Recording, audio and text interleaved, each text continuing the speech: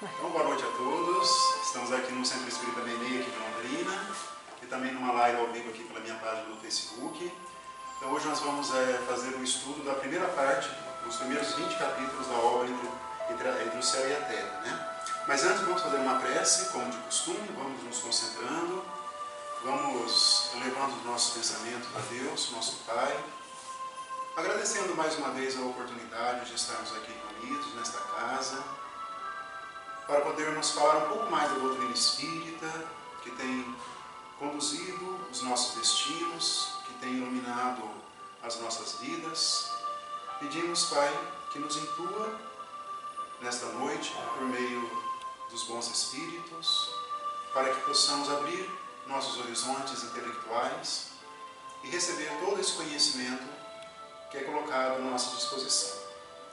Pedimos também ao Mestre Jesus, como trabalhadores da sua seara, que nos incentive, que nos motive para alcançar outros conhecimentos da imortalidade. E por fim, agradecemos aos Espíritos amigos aqui presentes, que nos acompanham, pedindo que nos inspire com bons sentimentos e assim damos início, então, aos nossos estudos.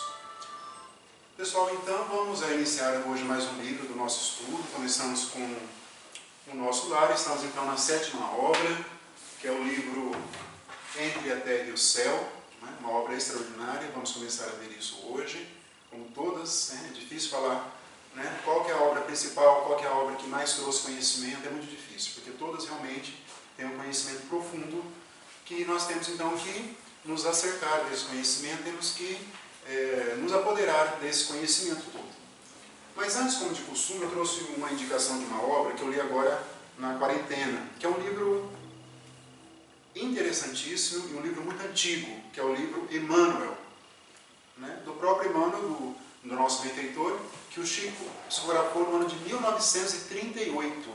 É um livro antiquíssimo, está entre os principais livros, né? Daqui a alguns anos, 18 anos, fará 100 anos essa obra aqui. É uma obra que vai trazer vários assuntos, vários temas que realmente nos preocupam aqui de perto. Então fica a dica de leitura, tá? Então vamos iniciar a nossa obra Entre a Terra e o Céu, novamente, fiz um resumo como de costume. E vamos lá no prefácio do Emmanuel, né? Mais uma vez o Emmanuel ele faz o prefácio de todas as obras, ou quase todas assim, que vieram pelo Chico, e ele vai nos alertar aqui para alguns pontos, né? Então lá ele começa, né? Dessa história, como sempre, eu separei só alguns trechos, porque o nosso tempo é limitado, então só vamos destacar algumas ideias aqui, né? Então lá no prefácio, ele vai dizer assim, o nosso benfeitor Emmanuel: dessa história, recolhida por André Luiz, Entre a Terra e o Céu. Ele usa essa figura de linguagem, né? Só vamos abrir um parêntese para examinarmos esse título, né? Entre a Terra e o Céu. Então é algo assim que sempre no nosso pensamento, né? São duas verdades que têm uma distância muito grande. Terra, aqui onde nós nos encontramos, e o céu é algo paradisíaco, algo que está no plano das ideias, nós não sabemos ainda definir isso, né? Muitas religiões trazem essas noções, né? Quem desencarna ou vai para o céu, vai para o inferno. Mas o que existe, na verdade, entre a terra e o céu, mas no sentido assim, a terra naquilo que está próximo de nós, e o céu num estágio evolutivo bastante significativo. O que está entre essas duas realidades? Então, esta é a simbologia do título da obra, porque a obra do André Luiz tem esse objetivo de trazer para nós informações sobre as comunidades de espíritos, como diz o Emmanuel, lá no livro Nosso Lar, que estão próximas da Terra, espíritos benfeitores, predominantemente, né? Algumas obras, como o livro anterior, Libertação, vai trazer informações sobre uma comunidade de espíritos ainda inferiores. Mas esse é o ponto. Aí eu fui lá na conclusão do Livro dos Espíritos, nos últimos parágrafos, na conclusão da obra. Kardec termina o livro com as perguntas, 1019 perguntas, e faz a sua conclusão. Aí lá no último parágrafo ele vai dizer assim, Allan Kardec: se observa a série dos seres vivos, descobre-se que eles formam uma cadeia sem solução de continuidade, desde a matéria bruta até o homem mais inteligente. Tem lá uma série, desde os elementos unicelulares, vão indo, né, plantas, vai animais, animais inferiores, animais superiores, até chegar ao homem, né? Tem uma cadeia muito harmoniosa. Os estudiosos, né, como Charles Darwin, sempre estudaram tudo isso, essa cadeia, né? Porém, entre o homem e Deus, alfa e ômega de todas as coisas, que imensa lacuna. Kardec coloca isso. Nós sabíamos muita coisa, então, entre os animais, né? Até o homem, nós sabíamos bastante coisa. Depois do homem, Deus. Deus, pula. Mesmo porque alguma religião traz Jesus como Deus, né? Um traço de Deus. Não tem, né? Entre homem e Deus. Né? Será racional, diz o codificador, pensar-se que no homem terminam os anéis dessa cadeia e que ele transponha sem transição a distância que o separa do infinito? Né? Ele propõe esse raciocínio. A razão nos diz que entre o homem e Deus outros elos necessariamente haverá. Como disse os astrônomos que entre os mundos conhecidos outros haveria desconhecidos. Que filosofia já preencheu essa lacuna? A lacuna entre Deus, entre homem e Deus. O Espiritismo nola mostra preenchida pelos seres de todas as ordens do mundo invisível. E estes seres não são mais do que os espíritos dos homens nos diferentes graus que levam à perfeição. E a obra do André Luiz tem esse propósito de mostrar, então, esses diferentes espíritos que habitam aqui, mas muitos já estão à nossa frente, outros iguais e outros inferiores. Eles que, nos mais diversos graus, então, existem entre o homem e Deus. Isso lá na conclusão do Livro dos Espíritos. Fazendo um gancho, então, com o título Entre a Terra e o Céu. É isso que ele propõe, tá? Este, pelo menos, é o esforço do codificador aqui. Mesmo porque, lembrando que o André Luiz, a obra do Espírito André Luiz, nós já falamos, mas vamos agora ressaltar. Ela tem esse propósito de trazer essa materialidade, de trazer essa materialidade dos princípios que estão na codificação. Muitos princípios nós lemos lá, a teoria, a filosofia pura. Mas como isso se realiza no plano? A obra do André Luiz tem essa vocação de materializar vários pontos ali. O que é expiação? Né? O que é uma aprovação? Kardec vai expor. Mas como isso se realiza? Então, a obra tem esse propósito.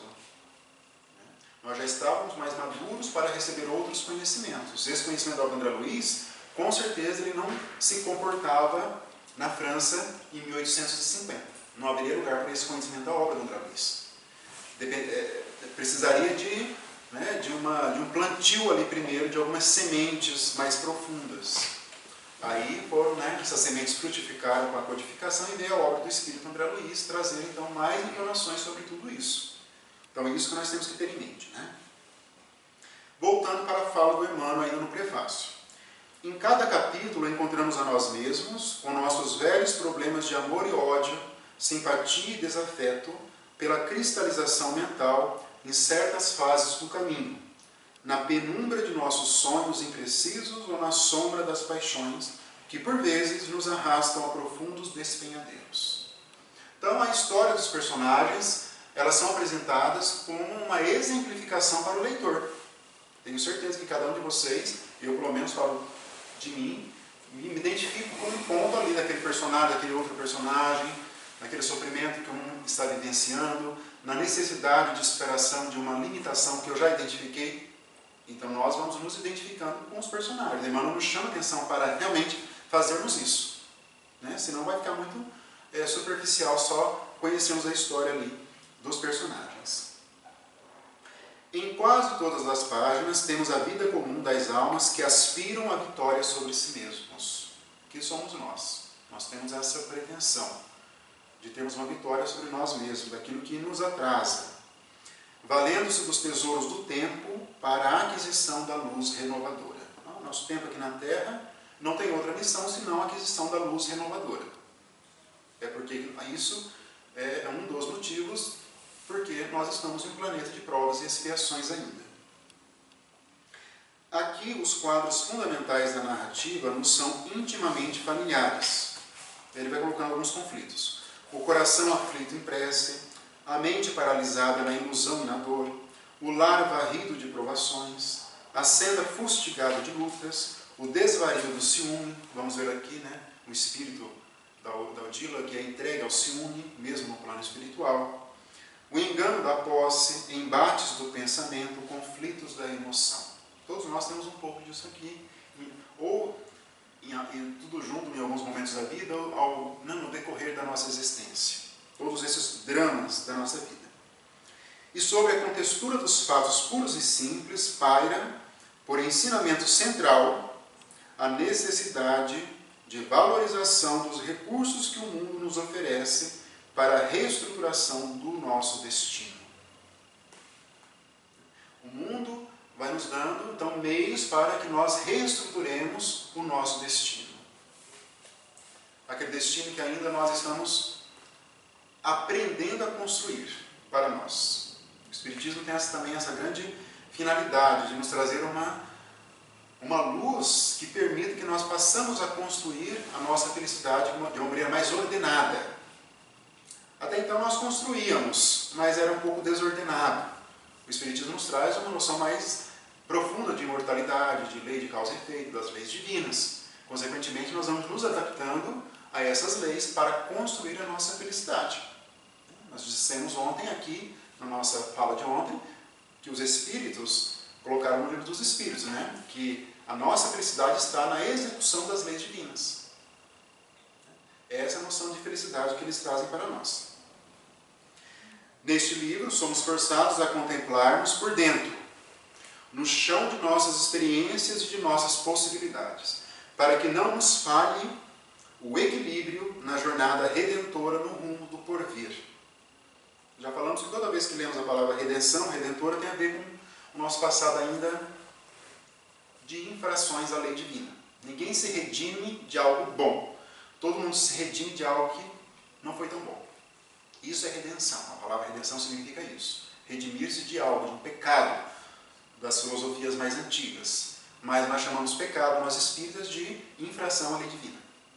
Isso, né, seria um pecado na linguagem espírita. Dele, do livro, surge a voz inarticulada do plano divino, exortando-os sem palavras. O que sai do livro aqui?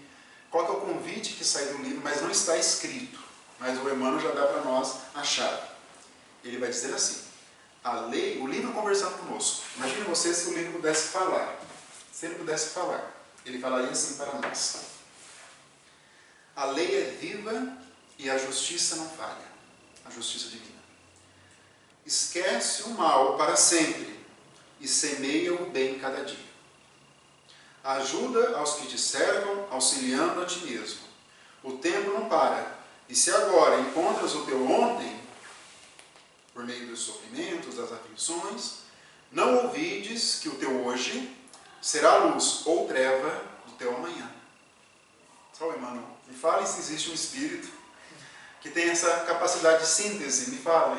É o Emmanuel, sempre o Emmanuel. O nosso ontem, ele ainda aflora no nosso íntimo. Nós não sabemos exatamente porque nós temos a lei do esquecimento. Vamos ver hoje mais um pouquinho da lei do esquecimento. Mas o hoje está acontecendo. O que nós fizermos aqui que vai ditar o nosso amanhã. Isso é fato. É da lei. Então o Emmanuel traz esse prefácio, mais um prefácio, né, esplendoroso, com muitos ensinamentos. Né? Poderíamos ter um livro assim, acerca dos prefácios de Emmanuel, no livro. Seria um tratado desse tamanho assim. Né? Aí no livro, no capítulo 1, já temos novamente, né, em torno da prece. Quantos capítulos, desde o nosso lar, nós não temos sobre a prece? Quantos? Quantos e quantos? Poderia ter um livro. A prece segundo André Luiz. A obra do André Luiz. Porque a prece, lembrando que Kardec trata no livro dos Espíritos como elemento da primeira lei. Qual que é a primeira lei que ele trata? A lei de adoração. Lembra disso? E a prece é um dos elementos da lei de adoração. E nós temos que aprender, na verdade, a entender a prece. Né? A prece que nos vincula com o alto. É um trabalho também muito grande. Né? Só balbuciar palavras é algo relativamente fácil. Agora, né, fazer aquilo de coração, com pureza, aí é um trabalho mais difícil, um trabalho mais árduo. Né? Mais árduo. Então o livro começa lá no Templo do Socorro, que é uma das entidades também de Nosso Lar, da colônia Nosso Lar. E o ministro Clarencio, lembra dele? Da obra nosso lar, que ele fez o resgate, né, do André Luiz. Ele tinha um vínculo com a mãe do André Luiz, o ministro Clarencio. Ele dissertava sobre a prece, né, esse assunto muito recorrente. Né? Aí eu separei algumas falas do ministro Clarencio. Uma delas é assim: todo desejo é manancial de poder. Aquilo que nós desejamos é um primeiro passo para a realização. A prece, vai dizer o ministro, qualquer que ela seja, é ação provocando a reação que lhe corresponde. Conforme a sua natureza, paira na região que foi emitida, ou eleva-se mais, como vai ser o caso aqui da adolescente. Logo na sequência, a prece que ela fez vai desencadear toda a história da obra. Ou menos, recebendo a resposta imediata ou remota, segundo as finalidades a que se destina. Impulsos de expressão, algo mais nobres, são amparados pelas almas que se enobreceram. Então, à medida que vamos nos enobrecendo, a qualidade da prece também ela vai melhorando. Ela vai melhorando. Né? Vocês observam que todo o nosso arcabouço moral, de moralidade, impacta todos, né, vários aspectos da nossa realidade. Parou? Caiu? Caiu. Vou ter que voltar aqui, Marcelo. Sim. Um minutinho. A live tem esse problema, 4G, às vezes cai mesmo. Como é que a gente volta aqui? Deixa eu ver, só um minuto, pessoal.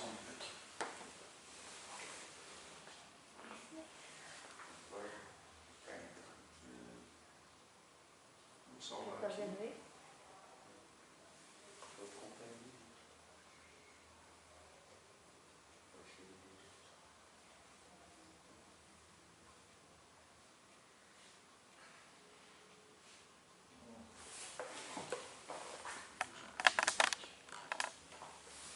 Foi o 4G deve ter caído. Quer que eu compartilhe a minha internet? Volta aí. Vamos começar. Já vou falar aqui que vamos recomeçar. É normal, vai desse mesmo. Quer que eu compartilhe minha internet? Não precisa não. Ontem deu certo. Tá bom? Tá gravando? Pessoal, então vamos retomar a nossa live aqui, que deu, né, caiu a internet, mas vamos retomar aqui. Estamos no capítulo 1 da obra ainda. Então vocês vejam que todas as vezes que nós enobrecemos o nosso espírito com qualidades morais, sendo mais pacientes, mais amorosos, mais generosos, resignados, dedicados ao trabalho, dedicados à família, tudo aquilo que vai nos enobrecendo, vai nos dando condições vai melhorando a nossa espiritualidade. Lembra que no passe também tem muito a ver isso, o nosso magnetismo, ele é doado com mais qualidade. E isso também tem interferência na prece. Quanto mais vamos evoluindo, vamos progredindo, mais a nossa prece então tem qualidade. Reparem as conexões que nós vamos costurando a partir de uma conduta evangélica. Então, ela vai impactando positivamente toda a nossa vida. Toda a nossa vida. Né? Poderíamos falar horas e horas disso aqui. A qualidade do perispírito, por exemplo, ele vai se purificando também com o nosso proceder moral. Segundo a doutrina espírita, somente o nosso proceder moral tem condições de alterar o nosso progresso, no sentido moralmente falando. Isso está fundamental, né? O nosso comportamento, até na parte de adoração do Livro dos Espíritos, na primeira lei, eles vão falar que o nosso comportamento moral, o que nós fazemos, é melhor do que uma prece. Isso está lá no Livro dos Espíritos, uma linguagem bem simplória falando. Bem simplória. E Jesus falava, né, antes de orar para o Pai, vá, se você tem algo contra uma pessoa, vai e se reabilite, se reconecte para depois se conectar com o Pai. Jesus falava isso. Porque, como é que uma pessoa vai atingir os altos por meio de uma prece, se ela ainda guarda sentimentos muito ruins, rancores muito fortes em relação a uma pessoa? Isso é muito pernicioso. Não que ela não deva orar, mas ela deve se preocupar com essa retaguarda. Né? Isso que ele está querendo nos dizer aqui. Né? Um pouco mais adiante ele vai dizer assim, o ministro: os primeiros capítulos são os mais importantes, os mais que têm um conteúdo espiritual melhor. Cada consciência, à medida que se aperfeiçoa e se santifica, aprimora em si qualidades do Pai Celestial, harmonizando-se gradativamente com a lei. Quanto mais elevada a percentagem dessas qualidades no espírito, mais amplo é o seu poder de cooperar na execução do plano divino. Olha que interessante. Outra característica daquele que se empenha na moralidade. Ele está cooperando com o plano divino. Lembrando que na questão 132 do Livro dos Espíritos, vai dizer qual que é a finalidade da nossa encarnação. Por que nós nos encontramos aqui? E eles vão dizer assim, por provações, por expiações e para colaborar com a obra divina. Está lá na questão 132. Como que nós colaboramos com a obra divina? São várias maneiras, né? Colaborando com a evolução, contribuindo com o próximo, com a caridade, com tudo que vai melhorando a nossa realidade. Uma vez uma pessoa me perguntou, como que eu sei que eu estou fazendo bem? Difícil, não é? Cada pessoa tem a sua noção. Mas o bem é aquilo que eu faço que não prejudica uma outra pessoa. Quem vai prejudicar a outra pessoa? Muito sutil, cada pessoa vai estabelecer para si. Mas temos um padrão mínimo na sociedade do que é o mal, do que é o bem. Se colocar no lugar, né? Se colocar no lugar. Essa é a regra de ouro, né? Se colocar no lugar da outra pessoa, né? Mais adiante, todas as nossas aspirações, né, tudo aquilo que nós desejamos, movimentam energias para o bem ou para o mal. Isso nasce de dentro de nós. Né? Por isso mesmo, a direção dessas energias, desses fluidos, permanece e afeta a nossa responsabilidade. A direção. Né? Aquele espírito, os dois que ficavam lá no livro Libertação, no nosso livro anterior, ficava obsediando os dois com uma energia, né? Os fluidos negros, escuros. Depois eles viram, né?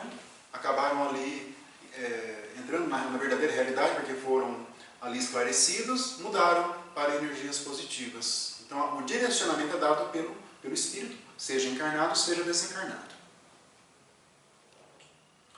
Mais adiante, o ministro ainda. O Senhor Deus, né? Tolera a desarmonia a fim de que, por intermédio dela mesma, se efetue o reajustamento moral dos espíritos que a sustentam, uma vez que o mal reage sobre aqueles que o praticam, auxiliando-os a compreender a excelência e a imortalidade do bem, que é o inamovível fundamento da lei. Nós já vimos esse princípio. A pessoa pratica o mal e esse mal vai voltar contra si, de várias maneiras possíveis, ou numa encarnação onde ela se encontra, ou na próxima encarnação. Nós vimos isso no livro Libertação. E Deus usa desse mecanismo de reeducação, buscando o quê? A reeducação do espírito e a prática do bem. Não existe um mal, assim como não existe a escuridão. Sempre, né, uma luz é capaz de iluminar. Então, o que existe realmente é um processo de reeducação provisório que vai trazer esse espírito para uma lucidez espiritual. É ignorância, né? Sai da ignorância e vai para a percepção da luz. O bem é o caminho, né? Não existe outro caminho. Aí entra um espírito lá nesse templo e fala para o ministro, né? Irmão Clarencio, uma de nossas pupilas do quadro de reencarnações, sob suas diretrizes, pede socorro com insistência. É assunto inquietante, mas numa prece refratada.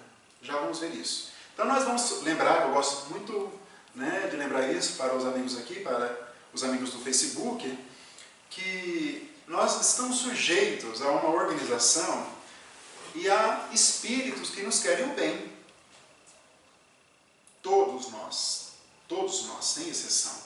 E eles se preocupam conosco, com o êxito da nossa encarnação, com o êxito dos nossos trabalhos enquanto nós nos encontramos aqui.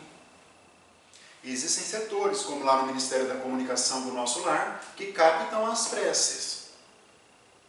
E vão catalogando, encaminhando para os destinatários, como neste caso aqui. Isso aqui foi captado lá no departamento próprio. E foi dirigido ao ministro Clarencio, porque ela era pupila, esse espírito, do ministro Clarencio. Nós sabemos, eles têm os seus pupilos, eles vão, né, o ministro Genésio, lá no finalzinho do nosso lar, vai ali aconselhar a mãe do Lísias, porque ela estava preparando, ela estava tão já meio desgostosa, entristecida, porque, né, quem está lá não quer voltar, quem está aqui não quer retornar, né, lá no plano espiritual. Mas ele foi aconselhar ela, e é como se fosse uma pupila dele, do ministro. E os ministros são aqueles que ocupam, né, os cargos mais relevantes ali da colônia, lembram, né? Cada ministério tem 12 ministros, são 6 ministérios, tem 12 ministros. Se você for ver mais ou menos isso aí, a grosso modo é o anjo guardião de cada um. É o anjo, a grosso modo, Porque sim. todo mundo Sim. tem, né, Sim. alguém que Sim. do plano espiritual com Sim. esses núcleos, né? Sim. São vários núcleos. Exato. Então ali.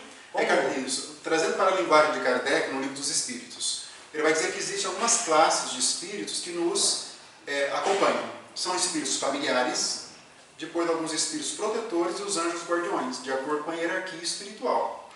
Né? O anjo guardião, geralmente, ele vai proteger muitos, porque não só, né? Não é um espírito só. Então tem essas classes, não deixa de ser, nessa linguagem kardeciana, exatamente isso, bem lembrado isso. E também acontece aqui no plano, né, material. A gente tem amigos Sim. que se preocupam com a Sim, gente. com certeza. Numa comparação, sim. Também acontece. Então, É que- quanto mais você planta Sim. aquele relacionamento bom, Sim. mais pessoas Sim. se É que essa importam com a gente. proteção do alto, né, é uma proteção voltada para o nosso bem em termos de imortalidade, né, nesse Maior sentido. ainda. Bem maior. Ela está mais muito Bem triste. maior. É outro Eu- patamar. É uma analogia. É uma analogia. E eu nós acho que podemos quando fazer. você vai caminhando no bem, os seus guardiões e tudo, eles vão colocando as pessoas certas também para te ajudar na ascensão. À medida que vamos nos gabaritando, por assim dizer, vamos ter a atenção maior do alto. Isso é fato. Né? Isso é fato. Tá, então, no capítulo seguinte, agora já começa a ingressar então, na história. Né?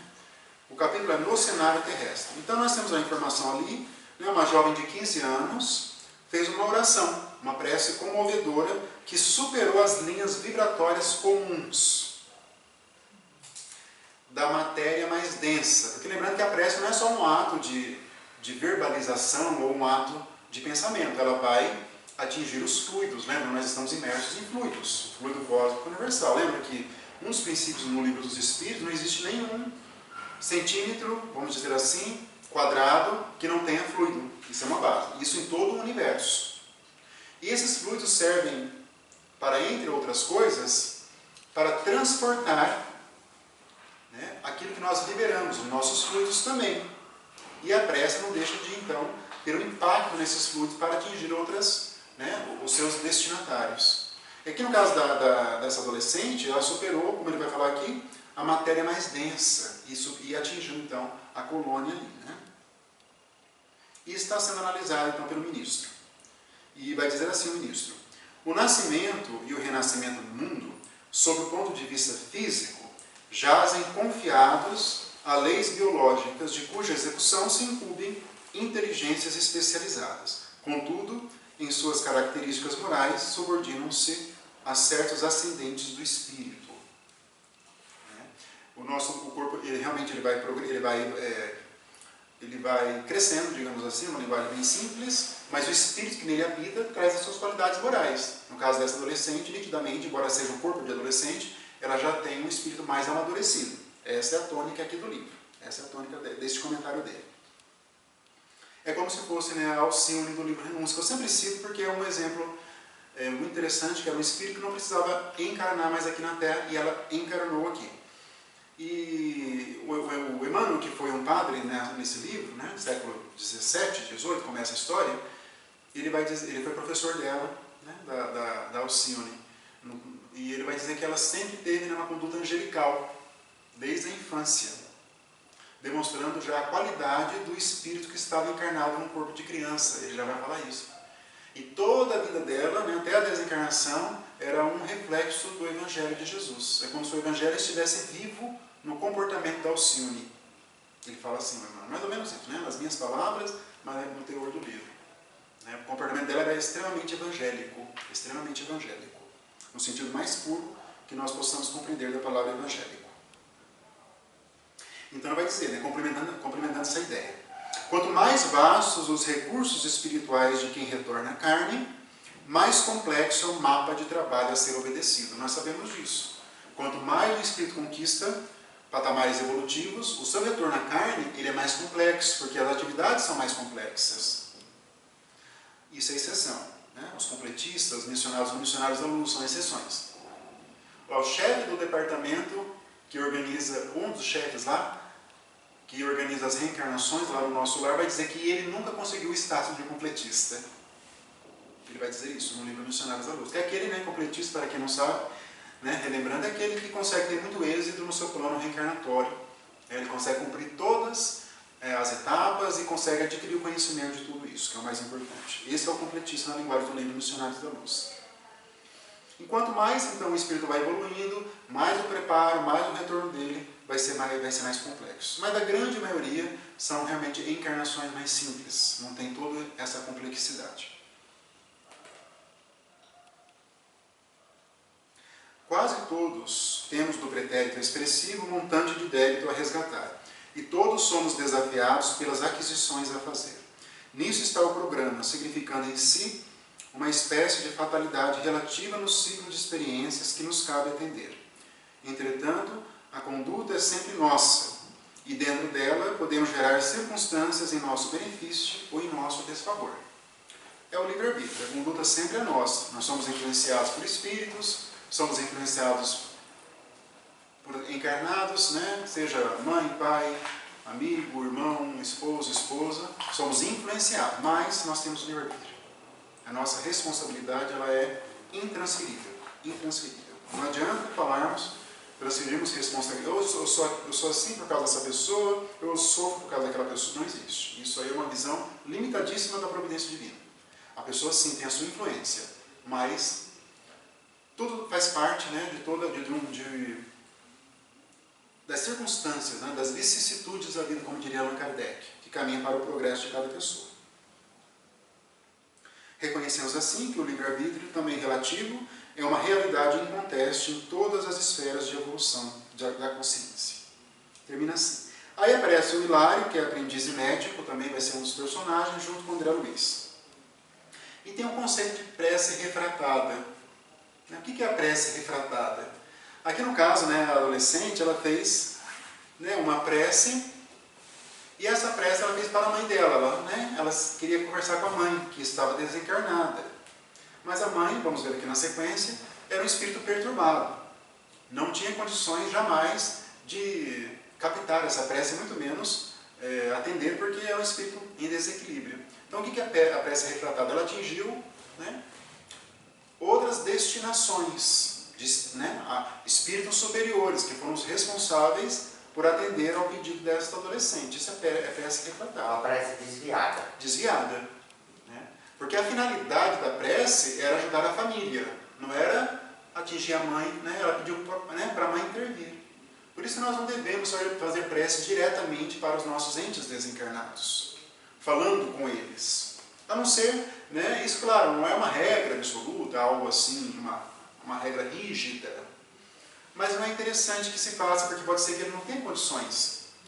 E pode ser que ele capte, e pior, ele sinta que não tenha condições de executar, de cumprir minimamente. Né? Sabe o que eu percebo? Que a gente tendo consciência de como funciona a prece, nós podemos facilitar coisas comigo. Né? Por exemplo, esse conselho de não fazer para um parente. Sim. Já faz direto lá para cima. Fazer para Deus, para Jesus, os espíritos superiores. Localização de onde estão as pessoas. Sim. A gente pode, de alguma forma, facilitar esse trabalho. A pessoa, às vezes, ela tem um vínculo, cara, muito intenso, amoroso com a pessoa que retornou ao plano espiritual. E ela tem ímpeto de travar esse contato por meio da prece. Né? E isso pode, né, embora, né, se for a um pedido, pode ter essa prece refratada. Mas ajudar só vai perturbar. Vai perturbar. Isso pode acontecer. Então temos que ter cuidado com aqueles que se foram. Né? Então o caso é Evelina. Né? Então começamos lá com os nossos personagens. O pai Amaro, né, a adolescente é Evelina. O pai Amaro que está enfermo. Então a família vive um conflito. Né? E a família então é assediada pela Odila, que é a mãe da Evelina, da adolescente, né, a esposa do Amaro. O Amaro então ele se casou, né, em segunda núpcias, né, casou com a Zumira. Então são esses personagens iniciais que nós temos aqui nessa família. A Evelina, que é a adolescente que fez a prece, e ela é pupila do ministro Clarencio. Aí temos o Amaro, que é o pai dela, que está casado com a Zumira. E ele é viúvo, né, dessa Odila que está no plano espiritual. Então essa é... E tem mais um filho. E tem mais um filho. Vai ser dito ali o que é o Júlio, logo na sequência, né? Então o Júlio, o que aconteceu, né? A Zumira, ela guardava uma certa repulsa por esse teatro dela, que ele acabou o quê? Desencarnando por afogamento. Em torno de 7 anos de idade, estava numa praia, e ela ali né? Ela já não tinha muito carinho, muito afeto, acabou sendo um pouco negligente e facilitou, e ele acabou desencarnando, mas não em razão do comportamento dela, neste caso concreto aqui. Né? Vamos só antecipando aqui, porque ele era um ex-suicida, e que já estava na programação dele a desencarnação com aquela idade. Porque nós sabemos que os suicidas, quando eles desencarnam, não é uma regra, mas também existem exceções. Ele volta rapidamente para recompor o perispírito e para terminar o período que faltava da sua encarnação, que foi interrompida pelo suicídio. E ele se jogou nas águas também. Se jogou nas águas. Já vamos falar dele também, que é um caso bem emblemático também, né? E a madrasta, então, Zulmira, ela está muito constrangida, está muito triste, está realmente deprimida. E esse sentimento de culpa, mais a depressão dela, fez com que ela tivesse um vínculo, então, espiritual com esse espírito obsessor que é Odila. Vamos entendendo isso, né? Só uma pequena observação também da obra, que vai dizer que o Amaro, né, no pretérito, ele usou projetis, né, e lâminas de ferro para o mal. E hoje ele é servidor categorizado numa ferrovia. Só um pequeno nuance, uma sutileza da lei da causa e efeito. Como ela funciona de uma maneira matemática. Kardec vai dizer no livro Evangelho segundo o Espiritismo que não existe nenhum pensamento, palavras ou atos sem uma resposta divina. Pensamentos. Então vocês vejam aqui, é só uma sutileza. Então ele mal baratou lá o ferro, o projetis, e ela voltou, né, para poder, né, se elevar nessa questão, nesse detalhezinho na profissão dele aqui, que ele trabalha numa ferrovia.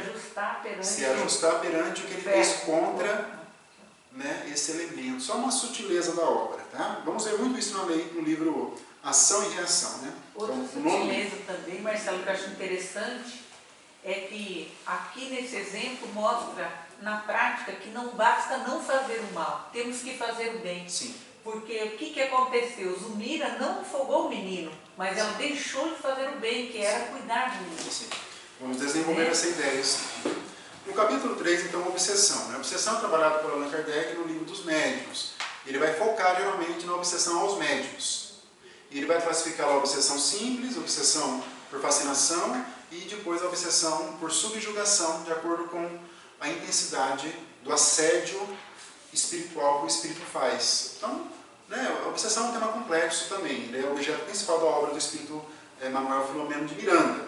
Mas, em palavras simples, é isso. É o assédio que o espírito faz, o espírito desencarnado em relação ao encarnado, querendo o mal desse espírito.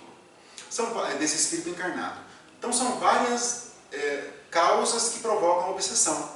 Desde o passado, espíritos unidos pelo mal, ou até causas presentes, também pode acontecer, como aqui.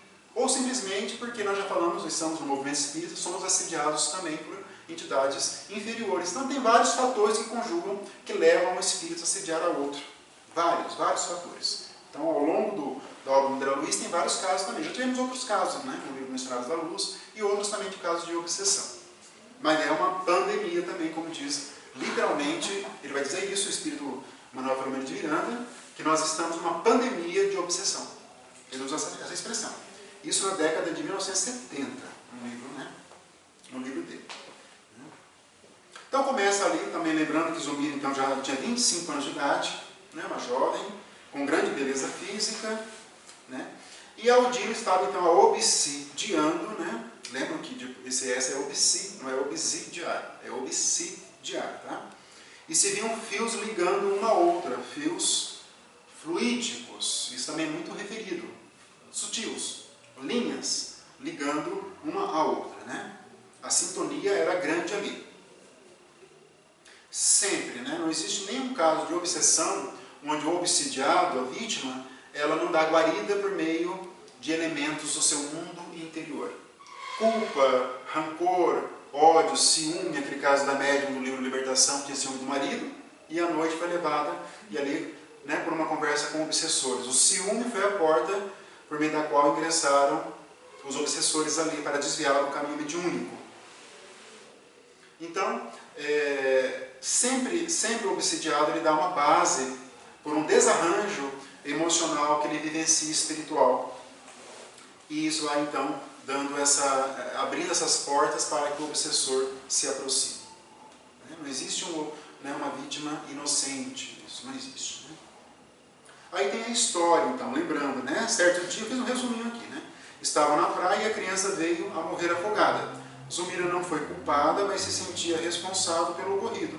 Isso gerou o abatimento espiritual, a obsessão e o afastamento do marido, que o marido também conscientemente ela apontava como a responsável pela morte do filho dele. Ele era viúvo, já perdeu o filho, psicologicamente ele se abateu muito, o Amaro. Aí diz o ministro Clarencio, começou a atender ali a situação. O sentimento de culpa é sempre um colapso da consciência, é um dos principais problemas de nós aqui encarnados, é esse sentimento de culpa. Fazemos algo de errado e nós vamos alimentando isso dentro de nós. Isso é altamente pernicioso. Nós temos que perdoar. Amar a Deus sobre todas as coisas e ao próximo como a si mesmo. Amar a nós mesmos está a competência de nos perdoar. De nos perdoar. Nós temos que nos perdoar. Isso é fundamental. Mas a culpa fica latente. O Raul, do Missionários da Luz, matou o amigo dele para ficar com a esposa do marido. Durante décadas ele trabalhou, teve filhos, teve esposa, não aguentou o sentimento de culpa e o conduziu ao suicídio, que a culpa estava lá dentro. Foi comendo, literalmente, as suas raízes benévolas, numa linguagem figurada. A culpa vai comendo, ela vai dilacerando por dentro. A pessoa. Quanto mais o ato é reprovável, como essa morte, ele matou ali na surdina, nunca ninguém ficou sabendo, só a providência divina, e ele. Isso é pior ainda. Quanto mais intenso o ato, mais a culpa vai se agravando. E mais haverá necessidade de ter recursos para que essa culpa se cure dentro. Joana de Ângeles tem um trabalho primoroso sobre culpa. Vários textos sobre culpa. Ela vai dizer, a culpa, mais ou menos isso, é um ácido que corrói. É algo assim, muito, muito realmente triste para nós. Temos que vencer isso. É um colapso da consciência e, por intermédio dele, do sentimento de culpa, sombrias forças se insinuam. Zulmira, pelo remorso destrutivo, tombou no mesmo nível emocional de Odila, e ambas se digladiam num conflito de morte, inacessível aos olhos humanos comuns.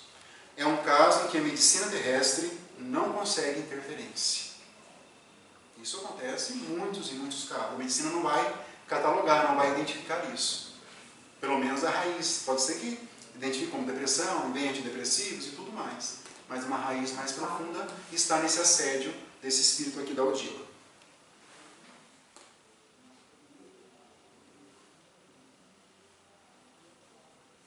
Só lembrando, eu notei aqui também uma sutileza, que geralmente os grandes personagens dos livros são instrutores, como Alexandre, do Missionário, o assistente Calderaro, do livro do Mundo Maior.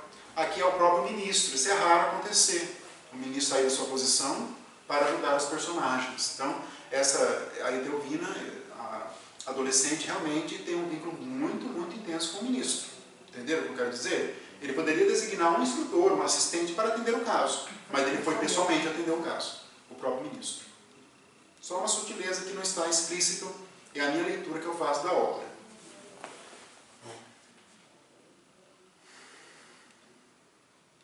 Ali, logo na sequência, André Luiz e Hilários, eles perguntam por que o ministro não tem uma intervenção ríspida nesse caso, não afaste a Odila, da obsessão. Eles querem uma atuação mais intensa, um imediatismo, digamos assim.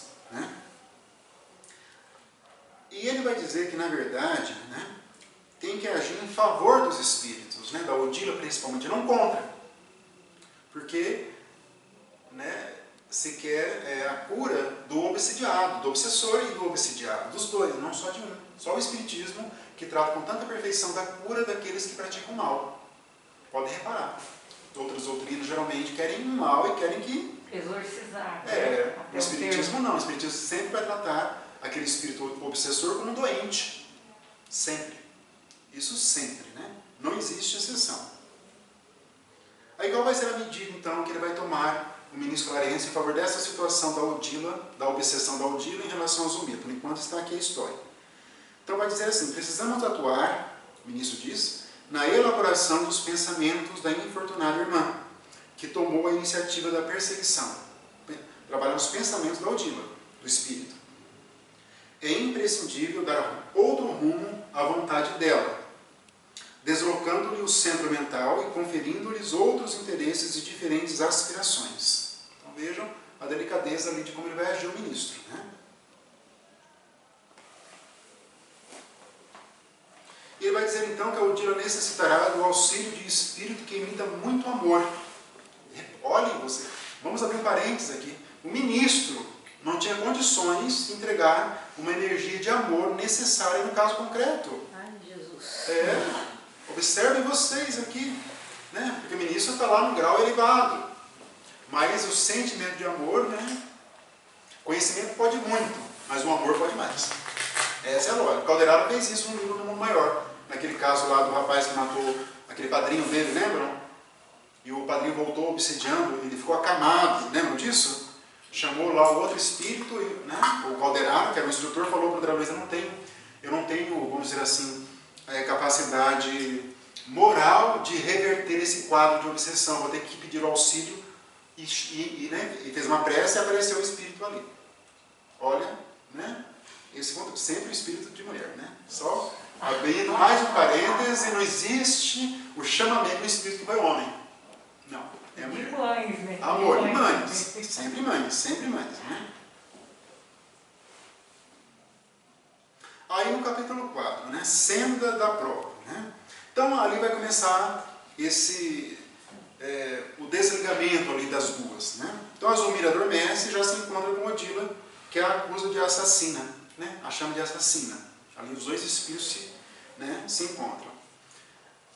E a Zulmira, em desdobramento, né, que Kardec vai dizer emancipação, porque o espírito saiu ali provisoriamente do corpo físico, vai em direção ao mar, porque ela está fixada a ideia de onde a criança faleceu. Então, ela é conduzida automaticamente por lá. E a equipe espiritual, então, vai acompanhá-la. Né? Então, o ministro Arense explica a história do ciúme, né, do afeto de amar pelo filho, favorecendo o ciúme da Zulmira. A Zulmira tinha um ciúme da relação do marido com o enteado, que é um sentimento realmente muito, muito nocivo. Nós sabemos disso. Isso é muito comum também, né? Muito comum também. Né? Tem até casos aqui que, né, a moça matou, né, a criança, né, em razão disso, né, desse ciúme doentio, né, do pai, né, em relação ao enteado, né.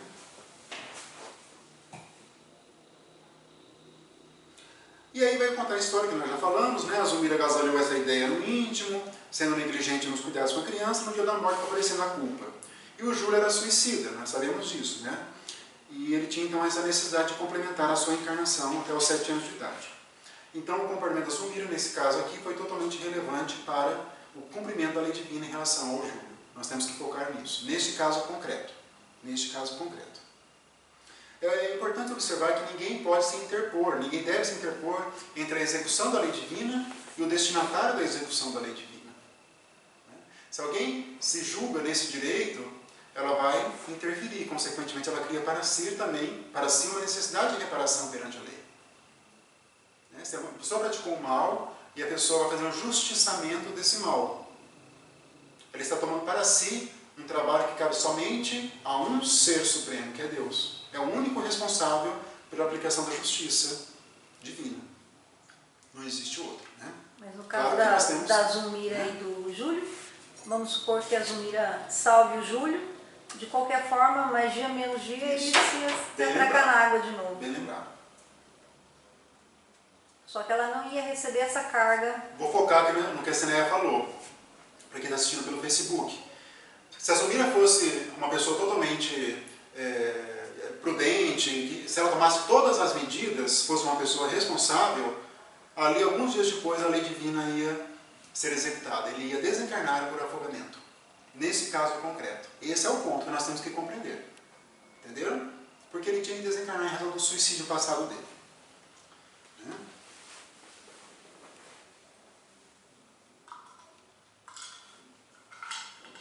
Por isso que a gente tem que fazer o bem no limite das nossas forças. No limite das nossas forças, exatamente. Porque daí não tem espaço para sentir culpa. Exatamente. Porque se a gente fez nossa parte, foi a vontade de Deus. Sim. Ele vai dizer assim, então, ministro: os frutos falam pelas árvores que os produzem. Nossas obras, na esfera viva de nossa consciência, são a expressão gritante de nós mesmos, a forma de nosso pensamento da afeição ao nosso destino. Tudo começa dentro de nós. Isso vai construindo o nosso destino. Nós vamos construindo, né? No capítulo seguinte, valiosos apontamentos. Estão ali na orla do mar, então, André Luiz fala dos desencarnados que vão encontrar aqueles com os quais se afinizam. Repararam nisso? Havia outros ali encontros na praia. Havia outros encontros na praia ali. Brisas refrescantes, diz ele, sopravam de longe, carregando princípios regeneradores e insuflando em nós delicioso bem-estar. Eles vão dizer isso desde o livro...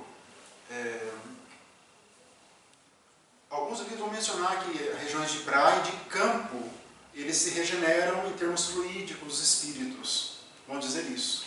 Eu acho que é por isso que dá um bem-estar na gente quando a gente chega perto da praia. Da praia, no campo. O campo, dá aquele... Parece que você se enche de energia. De energia, exatamente. Eu acho muito interessante aqui que ele colocou, né, que no oceano, né, que é miraculoso reservatório de forças, que diz que os companheiros do plano trazem os irmãos doentes para que eles possam, né, através dessa, né, energia, né?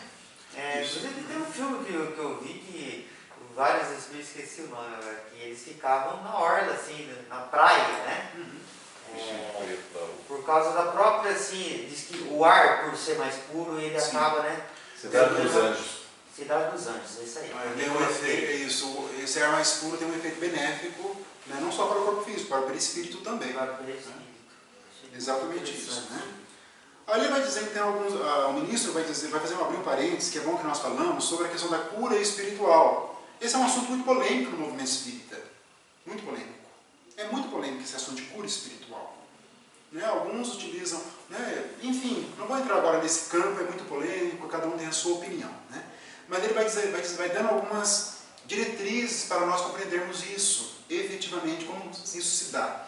Algumas diretrizes, né? Nós não temos todas as respostas em uma obra só. Temos que construir os nossos raciocínios. Né? Mas o tema aqui é cura espiritual. É isso que ele está dizendo aqui. Né?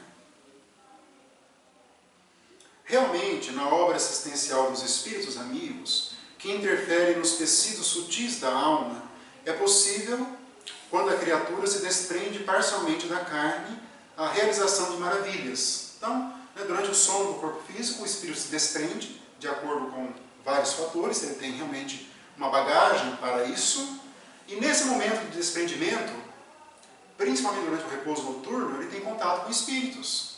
E se ele está ali com uma enfermidade, com uma doença, isso pode ser amenizado.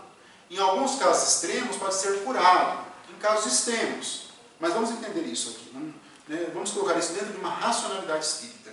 Sair, né, de algo assim muito místico. Né? Eu gosto de deixar o raciocínio mais técnico. Então, atuando nos centros do perispírito, por que atua nos centros do perispírito esses espíritos bons? Porque a raiz dos nossos problemas, todas estão no perispírito. Todos. Todos os problemas que nós temos de saúde gravíssimos, eles começam ali no perispírito.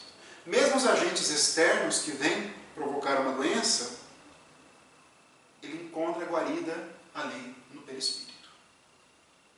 Os médicos não sabem, né, por que algumas pessoas são assintomáticas em relação ao Covid, ao vírus coronavírus. Né? Claro que isso tem a ver, não quero responder para os médicos, não é isso, é só um raciocínio. Isso tem a ver com o perispírito dessas pessoas, né? E com a sua história espiritual. Né?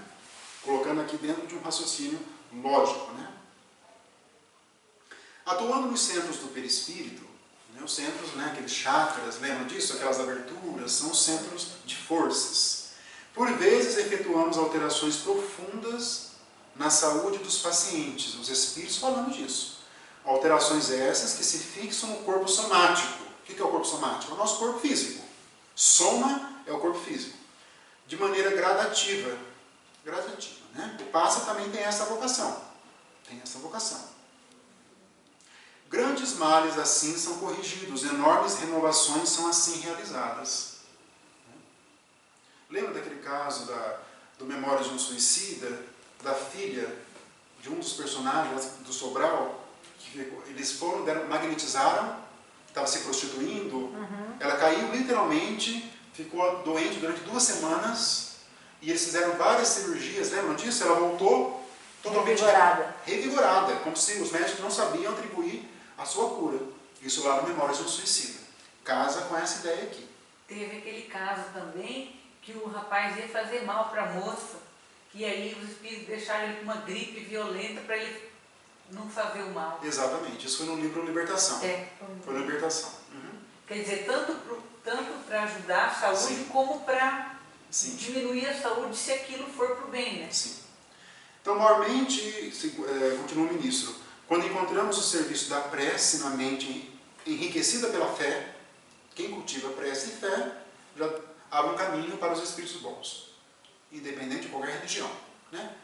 Prece e fé, facilitando-nos a intervenção pela passividade construtiva do campo em que devemos operar. A tarefa de socorro concretiza verdadeiros milagres. Então a pessoa, ela abre um campo, né? Existe sempre um esforço, nada vai vir de graça, né?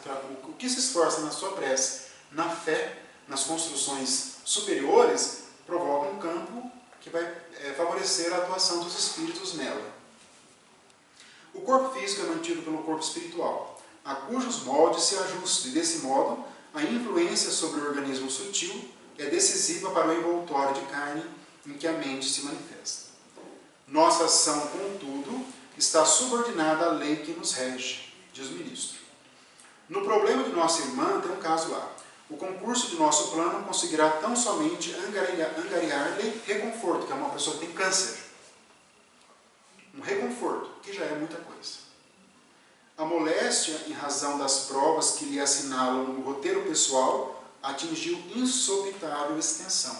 Então, no roteiro espiritual dela estava realmente aquele problema de saúde.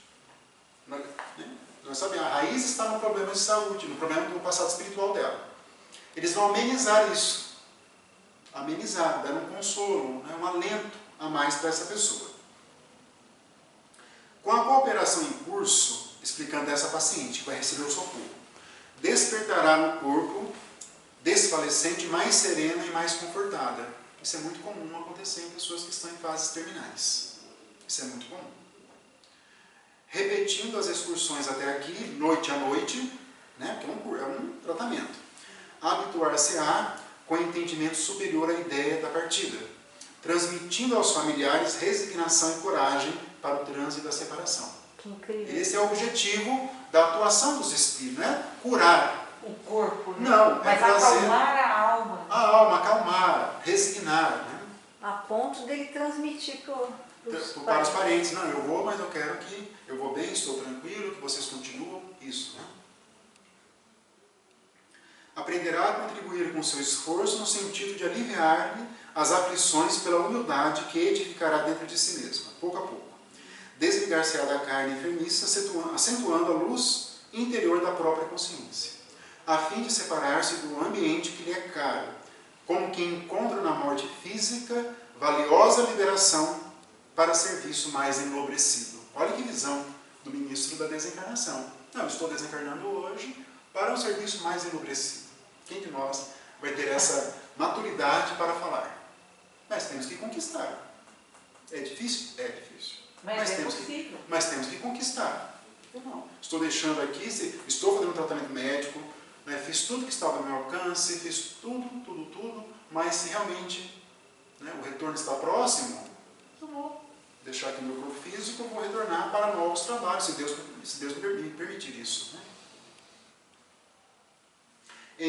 E assim, em algumas semanas, mostrar-se-á admiravelmente preparada ante o novo caminho. Eu achei assim, semanas. Né? Oi? Em algumas semanas, é um tratamento, né? Não, algumas semanas ela mostrará-se aqui, primeiramente preparada para o novo caminho. Novo caminho. Aí ele vai concluir de uma maneira extraordinária. A enfermidade longa é uma bênção desconhecida entre os homens. Olha a visão dos espíritos superiores em relação àquilo que nós nos torturamos, que nós nos afligimos, que nós, né, Que a gente realmente fica falando coitado, né? Quando acontece conosco é desestruturante. É desestruturante. Quando acontece. Né? É desestruturante. Constitui precioso curso preparatório da alma para a grande libertação. Uma doença longa que vai minando as forças. É um curso, né, para a grande libertação. Sem a moléstia dilatada é muito difícil o êxito rápido no trabalho da morte. Então a moléstia ela vai ajudando. No fundo, a moléstia que vai conduzir à desencarnação, ela já está no processo de desencarnação, do desprendimento, nesse sentido. Né? Nesse sentido. Remedinho lá, alguma coisa. Aqui é outro remédio que nós estamos vendo aqui na obra. Né? Aí depois tem um diálogo muito duro entre a Odila e a Zulmira ainda. Né? Então no capítulo seguinte, num lar cristão. Aí começa um outro desdobramento da história, que vai se juntar logo depois. Aparentemente não tem vínculo nenhum que lê esse capítulo aqui seguinte, mas depois eles vão se unir ali, os vínculos vão se unir. Né? Então eles estão num lar, numa outra casa agora, né, que é o caso da Antonina, a nova personagem nossa aqui. E a Antonina perdeu o Marcos, de 8 anos de idade. Assim como o Júlio se foi, o Marcos se foi aqui também. E ela é mãe de outros 3 filhos, e o marido a deixou. Como de costume, o marido vai embora e deixa a mulher com os filhos aqui, né? Isso é muito comum, né? E ela está então com os 3 filhos, além disso perdeu o marido e além disso perdeu o filho. Então realmente é uma situação muito triste, né?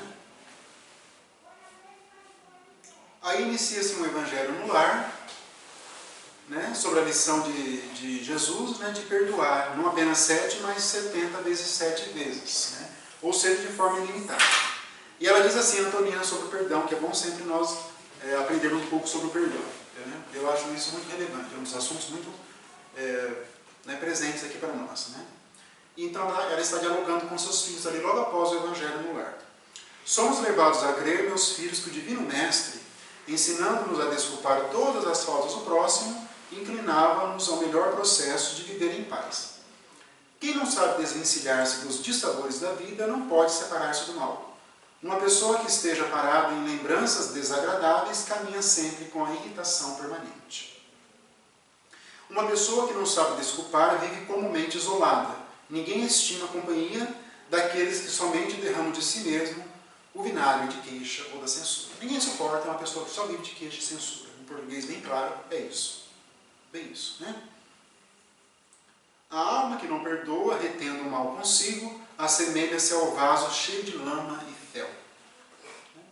O perdão, assim como a culpa, nós falamos no começo da nossa fala de hoje, tem elementos deletérios para o espírito. A ausência de perdão e a culpa, deletérios. O espírito ele pode adoecer, inclusive fisicamente. A culpa é a falta de auto-perdão. De auto-perdão.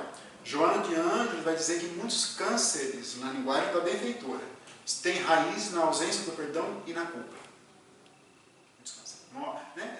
A pessoa vai alimentando aquilo dentro dela. Né? Não é coração que possa reconfortar o nosso. Não é alguém capaz de ajudar-nos a vencer as dificuldades da vida. Antonina falando. Se apresentarmos nossa mágoa a um companheiro dessa espécie, quase sempre nossa mágoa ficará melhor. Por isso mesmo, Jesus aconselhava-nos a perdoar infinitamente, para que o amor em nosso espírito seja como um sol brilhando em casa limpa. O sol pode brilhar em casa suja, mas é bom que ele brilhe em casa limpa, dentro de nós. Né? Aí sobre a necessidade de perdoar, né? O pai que abandonou, né? Um dos filhos pergunta ali, o pai que foi embora, olha que situação, vai perdoar? É difícil. Ela vai dizer assim, por que alimentar rancor contra o homem que te deu a vida? Como condená-lo se não sabemos tudo o que lhe aconteceu? Olha o grau de compreensão, né, desse espírito aqui. Seria realmente melhor para o nosso bem estar se ele estivesse conosco, mas se devemos suportar a ausência dele, que os nossos melhores pensamentos o acompanhem. Interessante, né? A profundidade disso aqui. Não é comum isso, não. Difícil, hein? Difícil. Largou com 4 aí, Com 4 vai vai querer embora. bem. Ah, mas tem que perdoar o seu pai, tem que entender que ele é um ser humano. Ela realmente, né, tem aquela alienação parental. Já ouviram falar? Quando o pai e a mãe começam a falar mal de um por outro para o filho, chama alienação parental. Uma linguagem bem simples, né? Aqui ela não fazia isso, não. Né? É crime, né? É crime. No capítulo seguinte, consciência e desequilíbrio. Então, na casa de Antonina, eles localizaram um espírito ali. Repararam isso? Sim. havia lá um espírito dentro da casa, lá no canto, atrás da porta, o espírito estava na casa, sofredor, estava lá, simplesmente, né, na casa da Antonina. Não era um espírito obsessor, era um espírito ignorante. Entenderam a diferença? De um espírito obsessor. Todo obsessor é ignorante, nem todo ignorante é obsessor. Então o espírito desconhecia a sua realidade espiritual, mas não fazia mal para ninguém. Estava lá, estava lá. Ele não influenciava nada ali. Talvez um pensamento ou outro, mas nada muito negativo. Pelas construções mentais da Antonina, ela não sofria negativamente a influência dele. Poderia sofrer se ela não tivesse essas construções espirituais, mas um sofrimento, digamos assim, por assimilação, não de propósito, como no caso da Odila em relação a Zumira. É diferente. É diferente. Mas é claro que se ela não tivesse grandes construções, e ele se aproximando, claro que ele ia transmitir fluidos deletérios, e ela ia captar. Isso acontece também. Né? Isso acontece. E aqui fala, eu lembro que no livro falou que ela fazia oração para ele. Fazia pelo Aí avô. isso aí atraiu. Fazia pelo avô, que era o avô dela. Que era o avô dela, né? Ele é o avô dela, claro que vai ter outro vínculo, mas vamos ver isso mais adiante. Mas ele é o avô, e isso atraiu. É isso que aconteceu. E ele então é o Leonardo Pires, o nome desse personagem, desse espírito que ficava lá no canto da casa. E é avô de Antonina, desencarnado, que envenenou um homem que era soldado na Guerra do Paraguai. Ainda está preso a essa culpa. Ele está preso ainda a esse envenenamento. Não saiu da culpa. Desde o dia que ele envenenou esse soldado, ele está preso nesse dia. Ele está preso nesse dia. Tem uma fala no livro do Sidney Sheldon. Já leram? Todos já leram o Sidney Sheldon? Já, vários. Não tem como, né? O mais lindo da história, mas ele fala assim, né? Um dos livros dele. Que um personagem flagrou uma mulher com outro homem, né? Numa cena de adultério. Aí ele diz assim, o Sidney Sheldon. Naquele dia ele morreu. 5 anos depois ele foi sepultado. Entenderam? Aquele dia, por dentro, ele morreu. O corpo físico foi sepultado 5 anos depois. Ficou preso aqui, ficou presa aquela cena do adultério. Né? Aqui ele está preso a cena do envenenamento dele. Como o Raul ficou na cena do homicídio que ele fez contra o amigo dele, no livro Missionários da Luz. Como a lei divina reage dentro de nós. Né? Onde está gravada a lei divina? Olha, na consciência. Olha como realmente os espíritos são assim. Né? Tudo vai se encadeando, né, no espiritismo. Né? A lógica do espiritismo é uma lógica Fantástico. realmente, né, sensacional. Né? E a gente entendendo a lei, o que acontece? Quando a gente percebe que errou, é melhor ter o arrependimento que a culpa, porque arrependeu. Falou, bom, então que venham as formas de reparar. E ok. O arrependimento abre as portas para a reparação. Né? É. O primeiro elemento da reparação. Abre a porta para isso. E ele estava tão vinculado ainda no plano material que ele não via nem o André Luiz nem o Hilário. O Leonardo não tinha essa visibilidade. Eles tiveram que adensar o perispírito para que eles fossem visíveis ali para o Leonardo. Né? Aí ele narra a situação, parecendo louco, e faz menção a Lola, né? E Bahuri, né? Que foi uma pessoa com quem, né, ele teve uma situação amorosa no passado, que é a Antonina, já antecipando aqui. Entendeu? É o avô dela nessa encarnação, que ela continua viva, a Antonina segue encarnada. Mas no passado os dois tiveram um relacionamento amoroso. E olha o comportamento de Lola hoje. Né? Mudou, né? Olha isso. Profundamente, profundamente, né? E ele diz assim, o infame Esteves, que vai ser logo adiante um enfermeiro, olha como a história vai se intrincando, né? Desviaram a atenção de Lola, e esta entrega-se ao amigo desleal, né? Ela teve um caso com outro homem ali, com um soldado, né? Tentou se desculpar-se, mas surpreendeu juntos, né? Foi surpreendida juntos. Então Leonardo vai atrás de Esteves e o envenenou. É isso que aconteceu. 2 homens, né? Ela teve caso com os 2 homens e envenenou ali, né? E ele diz assim, olha que interessante essa fala do espírito Leonardo, todo perturbado. Casei-me, que ele não casou com a Lola, depois ele casou com outra mulher. Casei-me e organizei grande família. Devotei-me à religião, desfrutei os benefícios dos santos sacramentos, né, da Igreja Católica, e admiti que tudo estivesse amplamente solucionado. Entretanto, depois de retirar-me do corpo físico, sob a imposição da velhice e da enfermidade, longe de encontrar o céu, que parece cada vez mais distante de mim, reconheço que este homem continua, o Esteves, a perseguir-me por dentro. Ele não está ali. Olha que interessante. Né? Isso se chama culpa. essa perseguição dentro dele se chama culpa. Então ele achou que se devotando à religião, à família, estaria quite com a providência divina. Nós sabemos que isso não acontece. Embora sejam caminhos bons, essa dedicação dele à família, tudo, é um caminho bom, mas não é suficiente São atenuantes. é um atenuante para se quitar com a providência divina. Jesus falou a cada um de acordo com as suas obras. Então ele tem uma noção bastante equivocada disso. Nisso, o místico Lourenço faz a leitura mental, lembra daquela capacidade que os espíritos têm, se aproximam e fazem a leitura mental do passado ali do Leonardo. Não tem como se ocultar dele, né? E ele fala, né, como vemos, é a lei da causa e efeito ao cumprir-se natural. No capítulo seguinte, deliciosa excursão. Ali, né, o ministro está ali recolhendo elemento, trabalhando para reestruturar a família. O ministro está tomando todas as cautelas para isso. A família, que tudo isso provocado por quê? Pela prece da Etelvina, da adolescente de 15 anos de idade. Né? Então o ministro Lourenço, respondendo às duas personagens, né, que queriam a condição de espírito livres, né? A Antonina foi levada, né, até onde estava a criança que faleceu. Achamos-nos ainda distantes da redenção total. E todos nós, com alternativas mais ou menos longas, devemos abraçar a luta na carne, de modo a solver com dignidade nossos velhos compromissos. Somos viajores nos milênios incessantes. Nós somos viajores, né?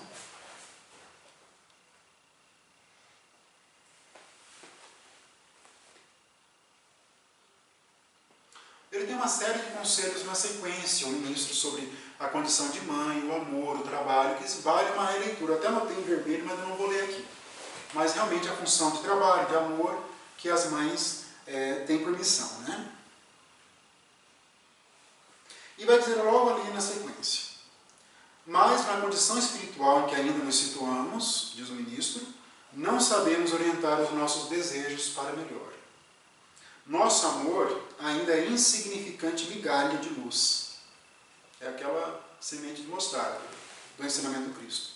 Sepultada nas trevas de nosso egoísmo. O egoísmo ainda é muito dominante na nossa personalidade. Nós temos que combater, é difícil identificá-lo. Mas a tendência nossa ainda é um egoísmo muito, muito, muito grande. É nós estarmos no centro das nossas atenções mesmas. Que é o pior defeito do ser humano, segundo o Livro dos Espíritos e segundo o Evangelho segundo o Espiritismo. Qual ouro que se acolhe no chão em porções infinitesimais no corpo gigantesco da escória.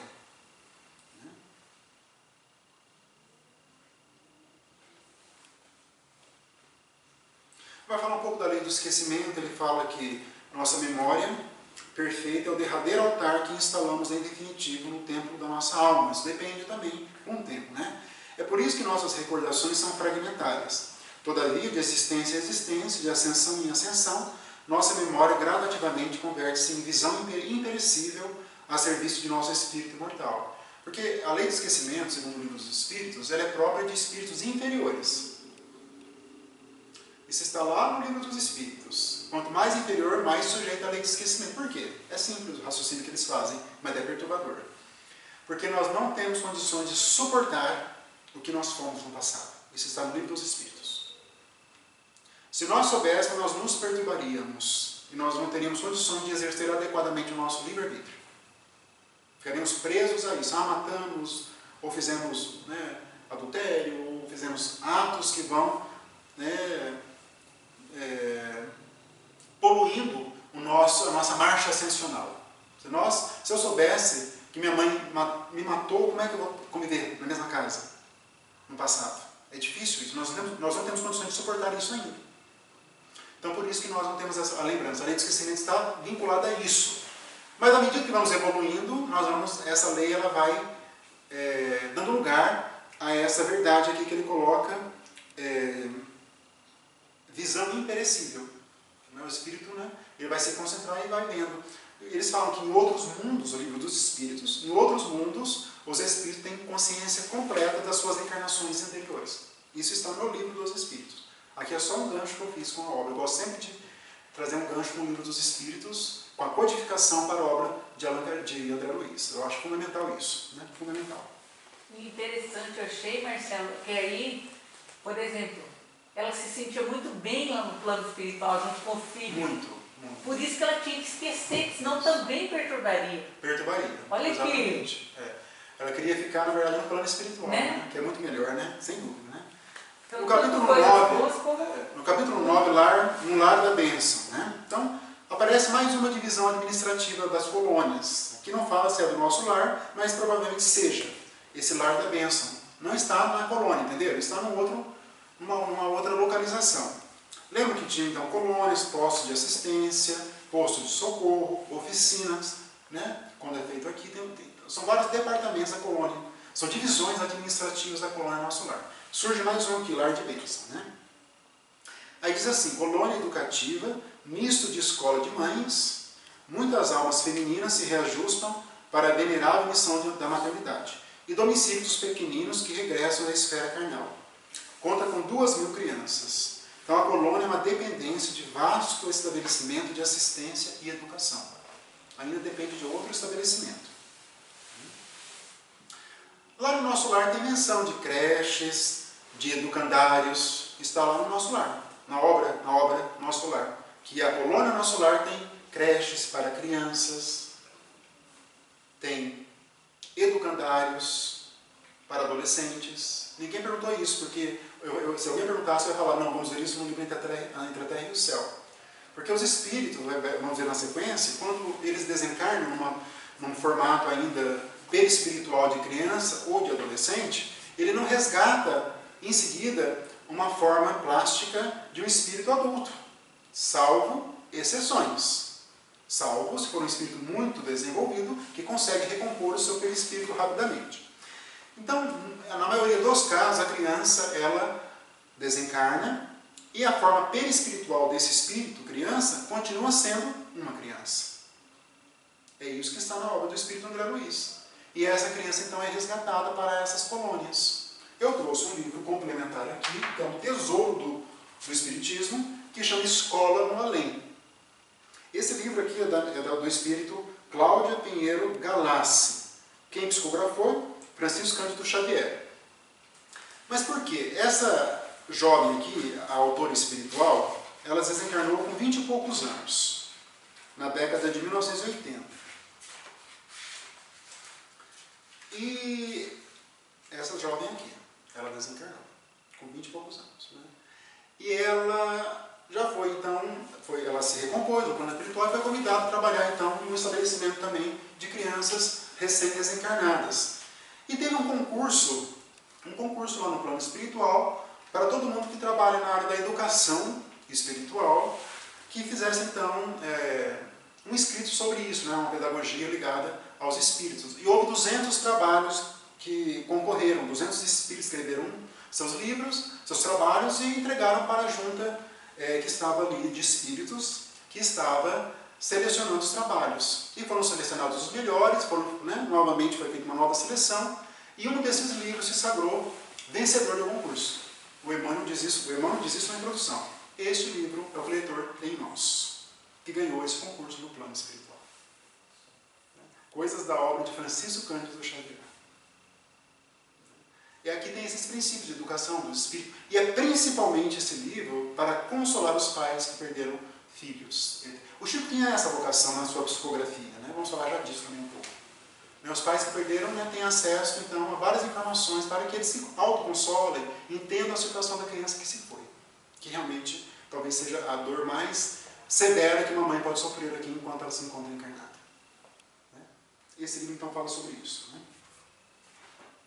Então lá no lar, aqui voltando à obra, né, temos algumas personagens aqui. A irmã Blandina, que é espírito extraordinário, né, e a avó dela, Mariana, que vão ser mencionados ali. Né? Só vou abrir um parênteses aqui que eu notei, estava esquecendo, né, a questão da comunicação de espíritos crianças em reuniões mediúnicas. Então temos que tomar cuidado com isso. Hoje, vigora o entendimento, pelo menos dos estudiosos do espiritismo, como da dona Solinga Alta Schubert, que as crianças não se comunicam em reuniões mediúnicas, porque elas são logo amparadas, logo após a desencarnação. Né? Essa é a regra geral. Excepcionalmente, o espírito criança pode se comunicar, como o Chico, né? A sua mediunidade permite isso, desses espíritos que, para consolar os pais que ficaram aqui. A equipe espiritual trazia alguns espíritos em formato ainda perispiritual de criança para se comunicarem. Mas uma criança, para ser esclarecida, como nós fazemos com os espíritos ignorantes e sofredores, isso não é possível. Nós temos que ter isso em mente. Nenhuma literatura séria vai dizer isso. Se isso acontecer, provavelmente o espírito é um espírito mistificador que está se passando por uma criança. Então, o esclarecedor, né, e o dirigente tem que dar muita atenção numa reunião mediúnica para isso. No Hospital do Câncer, a gente tem um trabalho mediúnico lá, e algumas vezes mentoras, possivelmente dessa escola, Sim. levam algumas crianças e elas oferecem flores ali, ou uma luz, pedem pra gente deixar as mãos assim para recolher alguma coisa. Sim. As crianças desencarnadas no hospital. Mas nunca foi assim de alguma obsessão ou esclarecimento de criança, mas foi assim como um afeto, um carinho, entendeu? Mesmo assim, tem que tomar cuidado. Né? Esse exemplo seu, a dona Soli, tem um artigo sobre isso. Ela entende que isso não é possível acontecer. Não é possível. Isso acontece algum problema mediúnico que está acontecendo, talvez no próprio médium. Ela trabalha essa possibilidade, né, que o médium ele pode estar ainda situado numa consciência infantilizada. Então pode acontecer. Ela trabalha com essa possibilidade. Ou mesmo um espírito mistificador. E ela vai dizer que uma criança, uma equipe mediúnica realmente organizada, não vai trazer crianças para as finalidades, uma reunião mediúnica de encarnados. Assim que ela entende, assim que ela fez. É um assunto polêmico no movimento espírita. Eu concordo com ela, pelo que eu já li, e, né, como que o trato de crianças no plano espiritual. Esses procedimentos seriam desnecessários para, né, o momento em que esses espíritos se encontram. Né? Esse é um estudo que eu fiz por conta própria e cheguei a essa conclusão. Né? Enfim, é algo que requer também um amadurecimento de ideias. Né? Mas temos que tomar cuidados com espíritos que se apresentam em formas infantis nas reuniões mediúnicas nossas. Temos que tomar cuidado. Né? Na obra aqui do André Luiz, é dito que eles são resgatados imediatamente e não ficam no umbral ou em outras regiões de sofrimento. Não há possibilidade, segundo a obra do Espírito André Luiz. Então, do Júlio, né, complementando a história dele, quando ele foi o Júlio adulto agora, porque é o mesmo nome Júlio criança e do Júlio adulto. Lá na outra encarnação, ele também tomou veneno no primeiro momento. E ele foi salvo, mas passado 2 semanas, ele novamente teve o ímpeto do suicídio e se jogou no rio. Aí morreu por afogamento. Mas a primeira tentativa de suicídio vai fazer o quê? Vai deixar uma marca na garganta dele, na fenda. Isso é falado aqui, na primeira tentativa. Né? É ali que está a raiz de tudo isso. Né? E aí que se entrelaça as histórias, né? Ali começa a se entrelaçar exatamente a história. Né? Na fenda gótica, né, dele. Na garganta, glótica. Ainda assim, diz o ministro Clarencio, não se conformando com o auxílio, né, dos colegas, ele se jogou no rio. Né?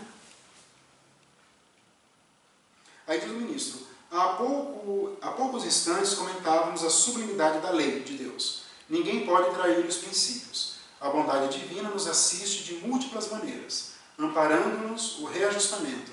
Mas em todos os lugares viveremos jungidos as consequências dos próprios atos uma vez que somos herdeiros de nossas próprias obras.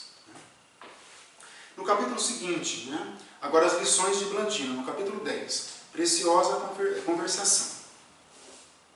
Vamos compreender um pouco mais essa questão espiritual das crianças no plano, né, onde elas se encontram. Aí diz assim a Blandina, em verdade a maioria das mães é constituída por sublime falange de almas nas mais belas experiências de amor e sacrifício, carinho e renúncia, dispostas a sofrer e a morrer pelo bem-estar dos rebentos que a providência divina lhes confiou às mãos ternas e devotadas. Contudo, há mulheres cujo coração ainda se encontra em plena sombra, mais fêmeas que mães. Essa expressão diz muito forte. Obcecadas pela ideia do prazer e da posse, e despreocupando-se dos filhinhos, lhes favorecem a morte.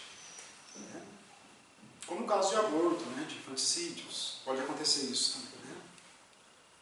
Aí tem uma pergunta bem sutil, bem difícil de ser respondida. Né? Vamos responder.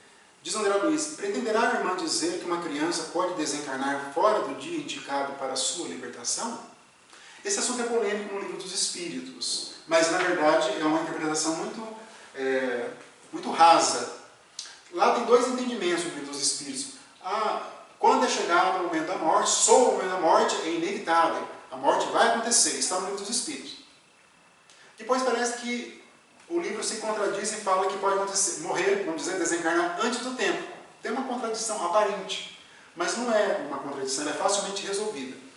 Quando nós temos um roteiro seguro, dentro de uma linearidade, a vida é linear, dentro de um conjunto, vamos dizer assim, harmonioso, realmente nós vamos lá alcançar o dia da morte programado no plano espiritual, dentro de um roteiro dito como normal. Mas se nós fugirmos desse roteiro pelo livre-arbítrio, por vários fatores, seja por excesso de álcool, por cigarro, drogas, ou então uma pessoa que não cuidou dos seus sentimentos, nós sabemos que os sentimentos são tão deletérios quanto o uso de substâncias tóxicas, nós sabemos disso. A pessoa que agasalha orgulho, egoísmo, ela vai se intoxicando. Então, se ela não se cuidar disso, ela vai o quê? Antecipar, por meio do suicídio indireto, a sua desencarnação. Então, não é algo matemático. Planejou assim, eu vou desencarnar por volta dos 75 anos, por exemplo. Mas se não tiver uma vida minimamente regrada, pode desencarnar com 60. Ou até antes, no caso de um suicídio direto. Vai lá como é suicídio? Entenderam? Isso que está no Livro dos Espíritos. Então não é uma contradição aparente. E lá também tem que também a gente pode ter uma... Esqueci o termo que usa, mas... Uma moratória. Pode aumentar também. O Ordem dos Espíritos, diga-se, né? Pode também acontecer. Não, eu digo assim, às vezes a pessoa é boníssima, é uma pessoa assim exemplar, mas ela tem a gula. Sim. E por causa da gula, ela vai o suicídio indireto. Vai antecipando alguns anos dentro, mas existe isso aqui, né? Não, já visto que o próprio André Luiz foi considerado como suicida. Antes do tempo. Antes do tempo, porque ele fumava, e saía, à noite, bebia, tal, trabalhava mais, muito. Exatamente. E ele até quando ele perguntou, eu falei, mas como eu sou um suicida? Eu falei, não, no tempo antecipou. Isso. E o que nós saibamos é isso. Quando soar tem o minuto da morte, como eles dizem aqui, vai acontecer mais para quem tem uma vida normal, tido como normal. É isso que está no Livro dos Espíritos. Mas não é que o dia está programado matematicamente no plano espiritual. Não, isso não é uma verdade. Não é uma verdade. E ela diz, daí o ministro responde essa pergunta do André Luiz, se realmente uma criança pode desencarnar fora de um período planejado. O ministro toma a palavra e vai responder. Sim, sem dúvida. Há um programa estruturado na espiritualidade para as nossas tarefas humanas. Entretanto, pertencem-nos à condução dos próprios impulsos dentro delas. Regra geral, multidões de criaturas cedo se afastam do veículo, atendendo a serviços de socorro e sublimação. Mas, em numerosas circunstâncias, a negligência e a irreflexão dos pais, aqui está focado na questão dos pais em relação aos filhos, são responsáveis pelo fracasso dos filhinhos. Que horror isso, né? Pode acontecer, numa negligência. Numa negligência. São muitas situações, não tem como aplicar a teoria geral para tudo. Direto. E diz assim a Blandina, quem persiste na direção do bem, que é o nosso objetivo, mais cedo atinge a vitória. É um princípio simples, mas direto. Quem insiste no bem, vai alcançar a vitória. E ela diz então sobre a questão do perispírito da criança quando retorna ao plano espiritual. São questões delicadas, são questões muito desconhecidas do movimento espírita, isso. E ela diz assim, que o espírito que já alcançou elevada classe evolutiva, diz a Blandina, que são exceções, assumindo o comando mental de si mesmos, adquire o poder de facilmente desprender-se das imposições da forma do perispírito, que ele é plástico. O perispírito ele é governado por quê? Pela mente, pelos poderes da mente, superando as dificuldades da desencarnação prematura. Então ele vai desencarnar, porque ele cumpriu ali uma missão junto aos pais e desencarna com 8 anos de idade, mas é um espírito de alta envergadura. Ele ou quase que imediatamente já recompõe o seu perispírito ali para uma forma adulta. É isso que ele quer dizer aqui, em caráter excepcional. Contudo, Para a grande maioria das crianças, grande maioria que desencarna, o caminho não é o mesmo.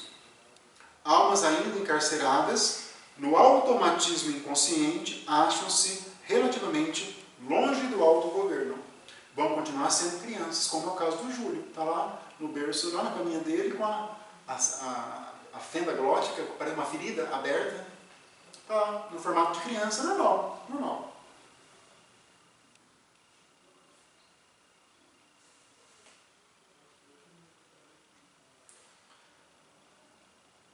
Aí sobre as doenças dolorosas que afligem as crianças, né? Vai dizer assim, as reparações nos martirizam na carne, as reparações perante a lei divina. Mas sem elas não atingiríamos o próprio reajustamento. Ninguém vai explicar suficientemente bem essa questão de uma criança passar por um sofrimento sem a ideia de reencarnação. Não tem como explicar. A não ser um ateu para falar que é por questões das leis biológicas genéticas. Aí tudo bem, aí é facilmente explicado. Mas se existe Deus, aí, se existe Deus, Deus é justo, é soberano, Ele é bom. Se uma criança nasce com uma doença gravíssima, como tem vários casos, é porque existe, né, a lei da causa e efeito. Tem aquele programa, já viram lá, Meu Corpo, Meu Desafio. Acho que é no Discovery ou no TLC. Aquele é o exemplo da lei da causa e efeito. Só o nome do, né, Meu Corpo, Meu Desafio. São situações dolorosas de espíritos que nascem, né, é até perturbador em alguns casos. Né? Mas ali vamos ver a pujança da lei da causa e efeito na carne.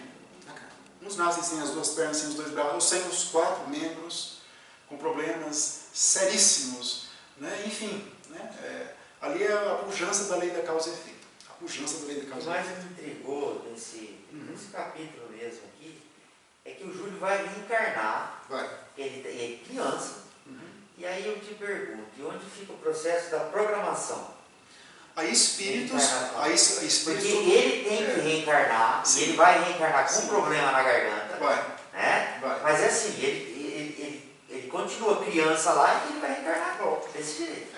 Aí são os espíritos superiores que vão direcionando, ele não tem um livre-arbítrio para ser exercido. E aí não existe programação. Né? Não, por ele não. Programação é por os espíritos, porque ele está no processo de reparação do perispírito dele. Não existe participação dele, né? Mas Não, a programação... Não, sim. Ele nem chegou ao alcance de programar uma encarnação. Até lá no livro Memórias de um Suicida, no caso do suicídio, vai ser dito que, em média, desde o ato do suicídio até a total reparação plena, em média, 300 anos. Em média. A reparação plena. Seja o período encarnado e desencarnado. Esse é um período para a reparação. Vai ser dito isso lá. Então, até ele reparar tudo, e chegar na sua harmonia e poder organizar a sua próxima encarnação, retomar, né? Aí vai demorar um tempo. Vai demorar um tempo. O autogoverno, eu achei muito interessante essa expressão. O autogoverno nosso. Né? E vai desencarnar de novo, antecipando de novo, vai encarnar de novo, o Júlio. Né? São 3 encarnações dele aqui na obra, do Júlio.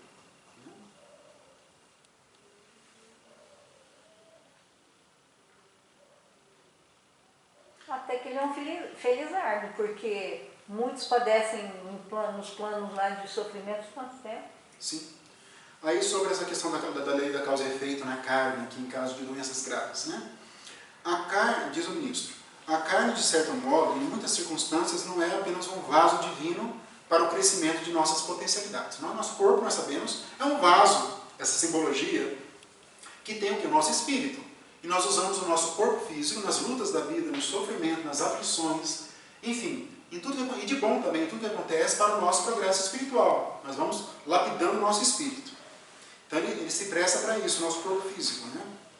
Mas também, o nosso corpo físico é uma espécie de carvão milagroso, absorvendo-nos os tóxicos e resíduos de sombra que trazemos no corpo substancial, no corpo do perispírito. Essas lesões são provocadas no perispírito e vão gerando lesões no nosso corpo físico. Né? E só uma mençãozinha que a Blandina, por sua vez, tinha débitos na área da infância. Ela cuidava, né, uma das professoras, uma das tutoras, e tinha ali problemas na área da infância também. Né? No capítulo 11, então, diz ali que tem 2.000 crianças, né, e a Blandina é responsável por 12 dessas crianças.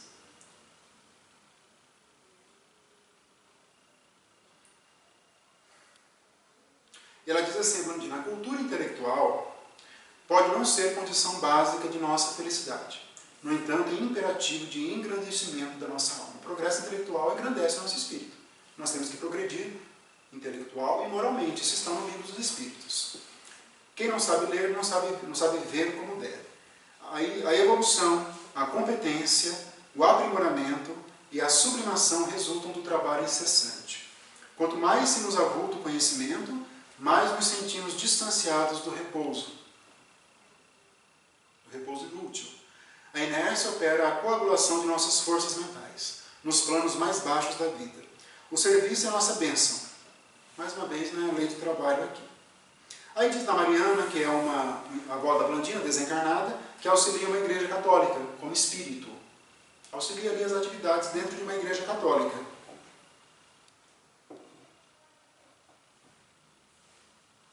E vai dizer assim, então, sobre a ajuda que ela dá lá para os católicos.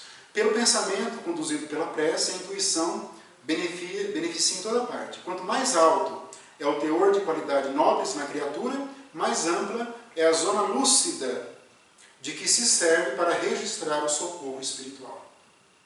A zona lúcida, isso em todas as religiões, ou quem não tem religião, mas tem uma vivência mental mais saudável, ela se posiciona então facilmente para poder receber os eflúvios dos espíritos, né? O aconselhamento dos espíritos superiores. Tem outras considerações, nosso tempo, né, está indo aqui. E diz a Mariana, concluindo esse capítulo 11, que é para nós espíritas também. A maioria das pessoas aceita a religião, mas não se preocupa em praticá-la.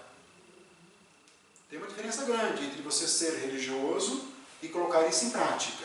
Tem uma diferença grande. Daí nasce o terrível aumento das aflições e dos enigmas. No capítulo 12, estudando sempre, né? A equipe estão com as mães ali, que estão desdobradas, durante o sono do corpo físico.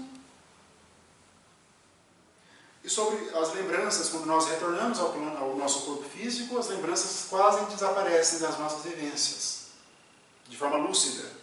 Né? Raros espíritos, diz o ministro, estão habilitados a viver na Terra com as visões da vida eterna. A penumbra interior é o clima que lhes é necessário. A exata lembrança para ela, a criatura encarnada, redundaria em saudade mortal, se fosse, né, em evidências bem localizadas, né, por assim dizer. Traria uma saudade mortal, né, para nós.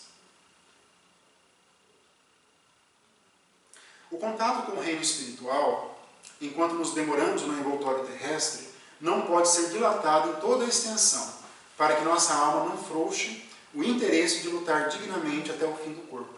É muito sutil, por aquilo que pareça, a influência espiritual, porque senão nós seríamos tolhidos no nosso livre-arbítrio. Por isso é muito sutil. De maneira ostensiva é pela mediunidade, e ainda assim é muito sutil. É muito sutil. Como que os espíritos se comunicam conosco. Né?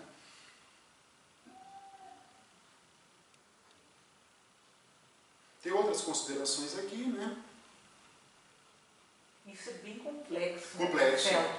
Complexo. Porque é aquilo que Jesus falou, estar no mundo sem ser do mundo. Sem ser do mundo. Mas estar no mundo. Estar aqui aproveitando aqui no mundo o que ele pode nos fornecer para o nosso progresso. Porque se a gente também não estiver aqui, então, né, na íntegra, ficar vivendo somente... Não evolui. Não vai também, não progride. né?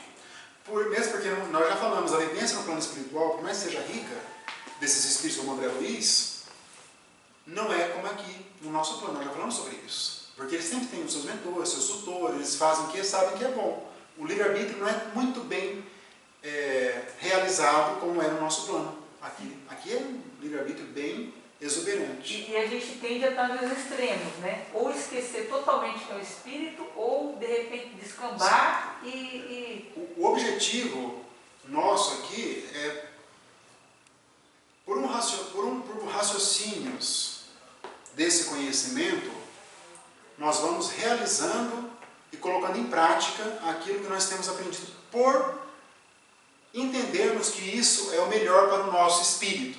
Nós vamos chegar a essa conclusão por conta própria. Por mais que sejamos influenciados por espíritos, entenderam? Mas o objetivo é que nós alcancemos isso por conta própria.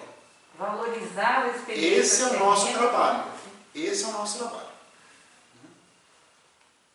E para este fim, que o Pai Celestial, diz o ministro, nos concede a dor e a luta, a provação e o sofrimento, únicos elementos reparadores, suscetíveis de produzir em nós o reajuste necessário, quando nos pomos em desacordo com a lei.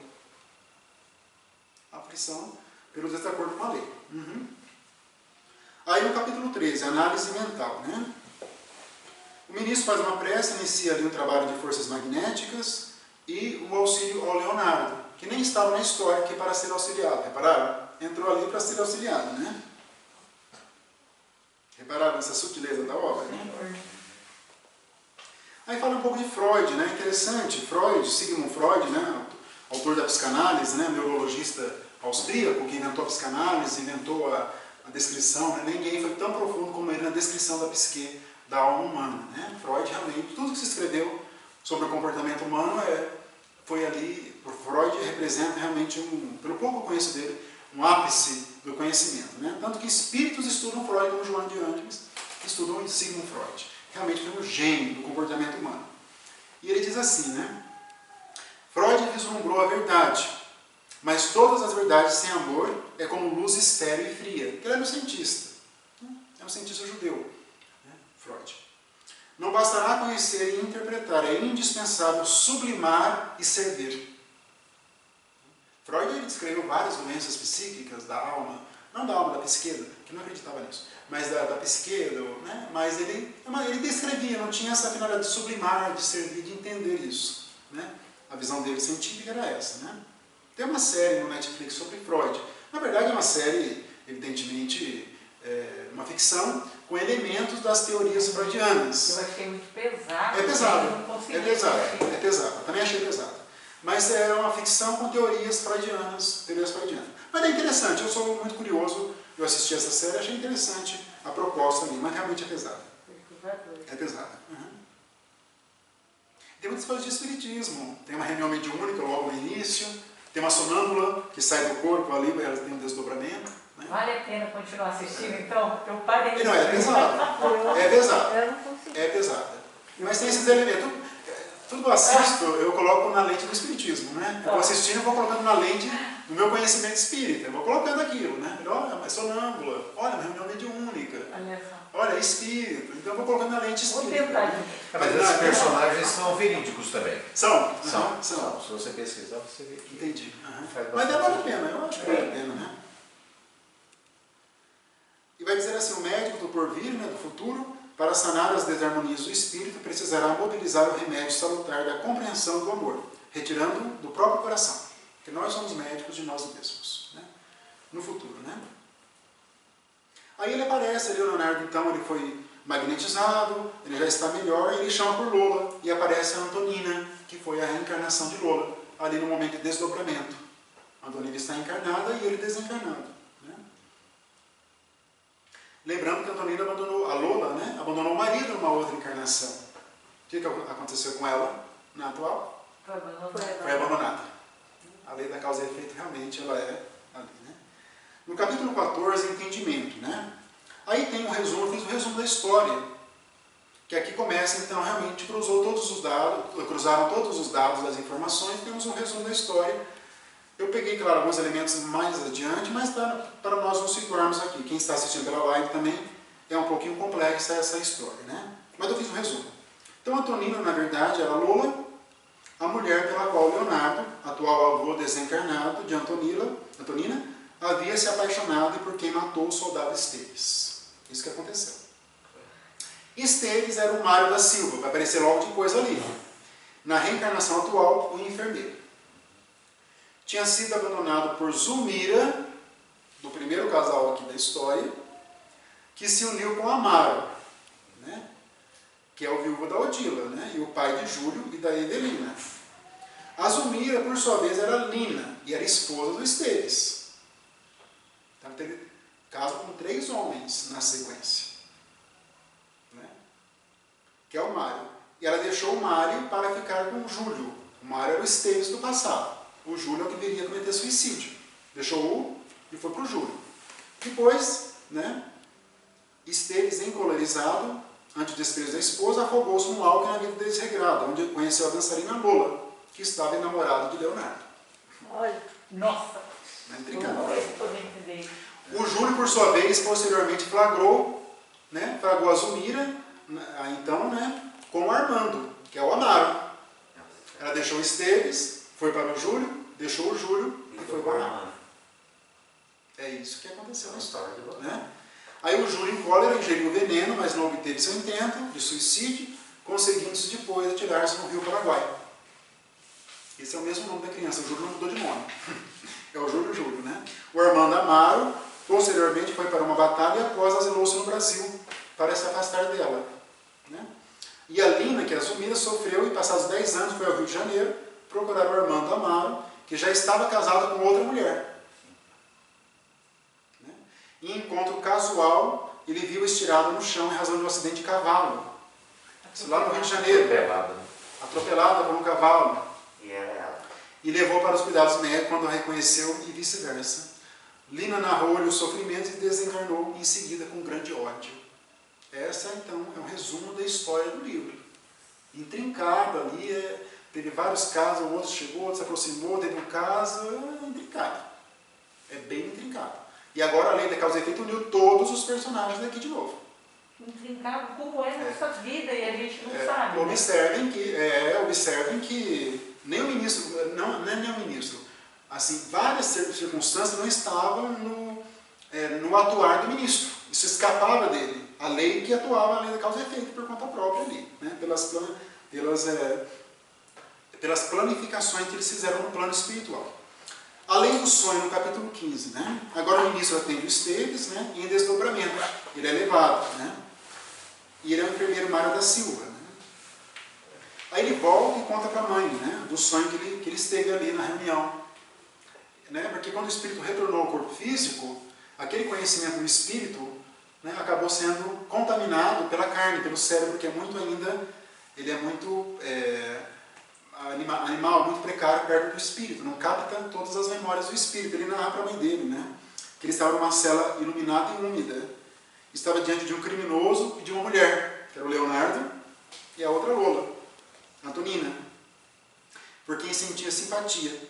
Ele avistou um delegado e 2 policiais, que era o ministro e o primeiro-ministro. Olha como o cérebro conseguiu construir isso.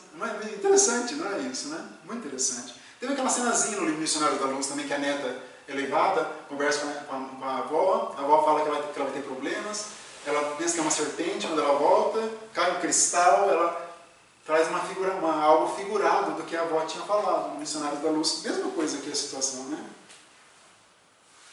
E naquela encarnação atual, né, o Mário foi deixado pela Zulmira, né, e os dois estavam noivos.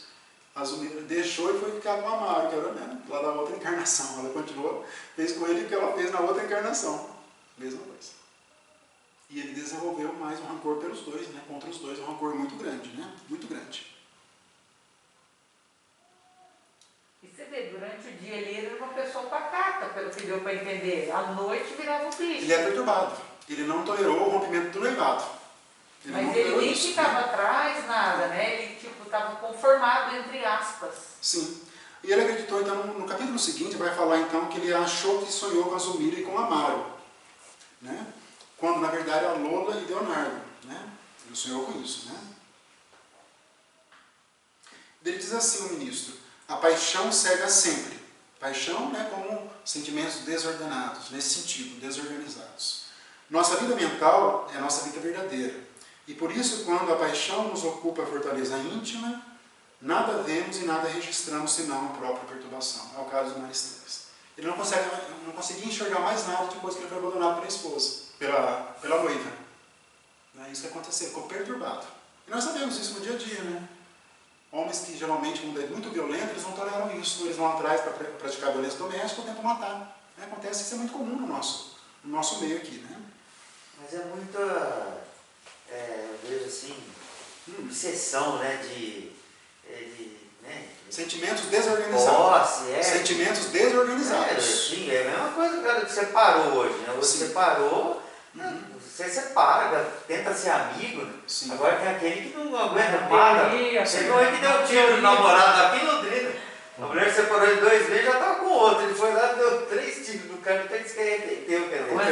Esse sentimento, isso aí, cara, causa assim, causa um mal, assim, né? Depois do desencarne, o cara fica preso naquele negócio. Aqui prosseguindo então, né, para terminarmos, né? Houve ali um reencontro do Amaro, né, com o Mário. Né? O Amaro é mais equilibrado. De todos eles, o Amaro é o mais equilibrado. Tem conquistas espirituais melhores do que todos os outros. Né? O marido da Zumira atual, né? O viúvo da Odila. Né? No capítulo 17, Recuando no Tempo, a história prossegue. É o capítulo com menos informações. Né? O Mário se recorda que foi envenenado por Leonardo, casou-se. Existe um acertamento ali. O ministro Clarence vai favorecer um acertamento entre todos eles ali. E ele vai concluir assim, o ministro. É necessário esquecer o mal, meu amigo, sem aquela atitude de perdão recomendada pelo Cristo, seremos viajores perdidos no cipoal das trevas de nós mesmos. Sem amor no coração, não teremos olhos para a luz. No capítulo seguinte, Confissão, também a história continua, né?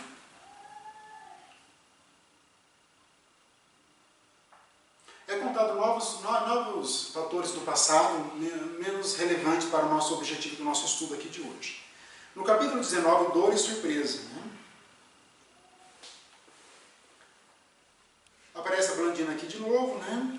E o ministro Clarence vai dizer, todos somos devedores uns dos outros. As almas aprimoram-se grupo a grupo, a maneira de pequenas constelações de grupos, entenderam aqui? De espíritos, gravitando em torno do Sol Magno, que é Jesus Cristo. Não podemos enganar o Supremo Senhor. Nossos débitos, por isso mesmo, devem ser resgatados ceitil a ceitil, na linguagem bíblica. O ódio gera loucura, quem se debate contra o bem cai nas graças da perturbação e da morte. E nesse capítulo 20, que é o nosso fim, o nosso encontro de hoje, que é a metade do livro, a história segue, também retorna à casa do Amaro.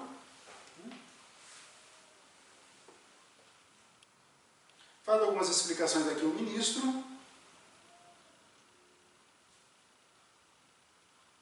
E continua uma explicação, então, aqui dos personagens, também sem grande relevância aqui para o nosso objetivo. Né? Aqueles primeiros 8 capítulos são os mais que eu queria destacar ali, então, a questão dos ensinamentos. Né? Mas, resumindo desses primeiros 20 capítulos, dessa história, que agora começa já um desdobramento para sanar essas circunstâncias aí. Para melhorar, digamos assim, o convívio desses espíritos, e eles vão dar ali um rumo mais seguro para os destinos espirituais de cada um. Mas destacando esses elementos perturbadores que envolvem esses espíritos. Né? Ciúme, por exemplo, esses sentimentos de possessão, amor desordenado, paixões, ligações ainda perturbadoras e ainda sem grande conquistas de enobrecimento espiritual. Não são espíritos que gozam dessas conquistas espirituais. O Amaro está um pouquinho à frente deles, mas o foco é isso. É uma história bastante intrincada, o nosso tempo é limitadíssimo, mas as informações, como sempre, são muito. Né? Tenho certeza que todos que leram e releram ficaram surpresos, né, com o número de informações, então, que esse finalzinho aí, desse capítulo 20, assim, o mais endurecido que está aí é o Mário, né? O Mário é o enfermeiro. Porque ele tem aquele passado, mas ele foi deixado pela noiva. Eu acho que isso o perturbou mais profundamente. Ele não tolerou o casamento, né, dela com outro homem, com um concorrente dele, um rival dele, digamos assim. Isso perturbou até a vida dele, ele não consegue se desenvolver como ser humano, ter outro relacionamento em razão disso. Vamos ver isso, né, melhor nos capítulos seguintes, principalmente depois ele vai se organizar nessa parte, né, nessa parte sentimental, digamos assim, que ele se encontra num desvio sentimental muito grande mesmo. Pessoal, então é isso, né? Alguém tem mais algum comentário para ser feito? Tem ainda alguns minutinhos. Mas é uma obra muito interessante, né? Como sempre, todas. E é pouco lida no nosso movimento espírita, não é muito falado entre terra e céu. Né? Eu acho que nós deveríamos estudar um pouco mais essa obra.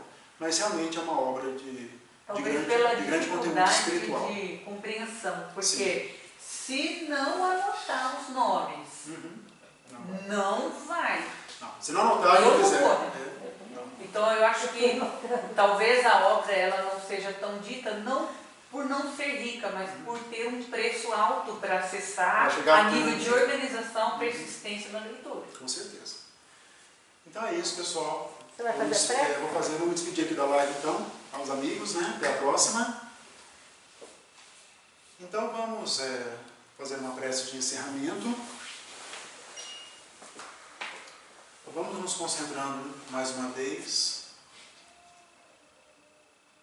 e elevando os nossos pensamentos a Deus, nosso Senhor, que nos enriqueceu nesta noite com esses ensinamentos que estão palpitando no nosso íntimo, que possamos ainda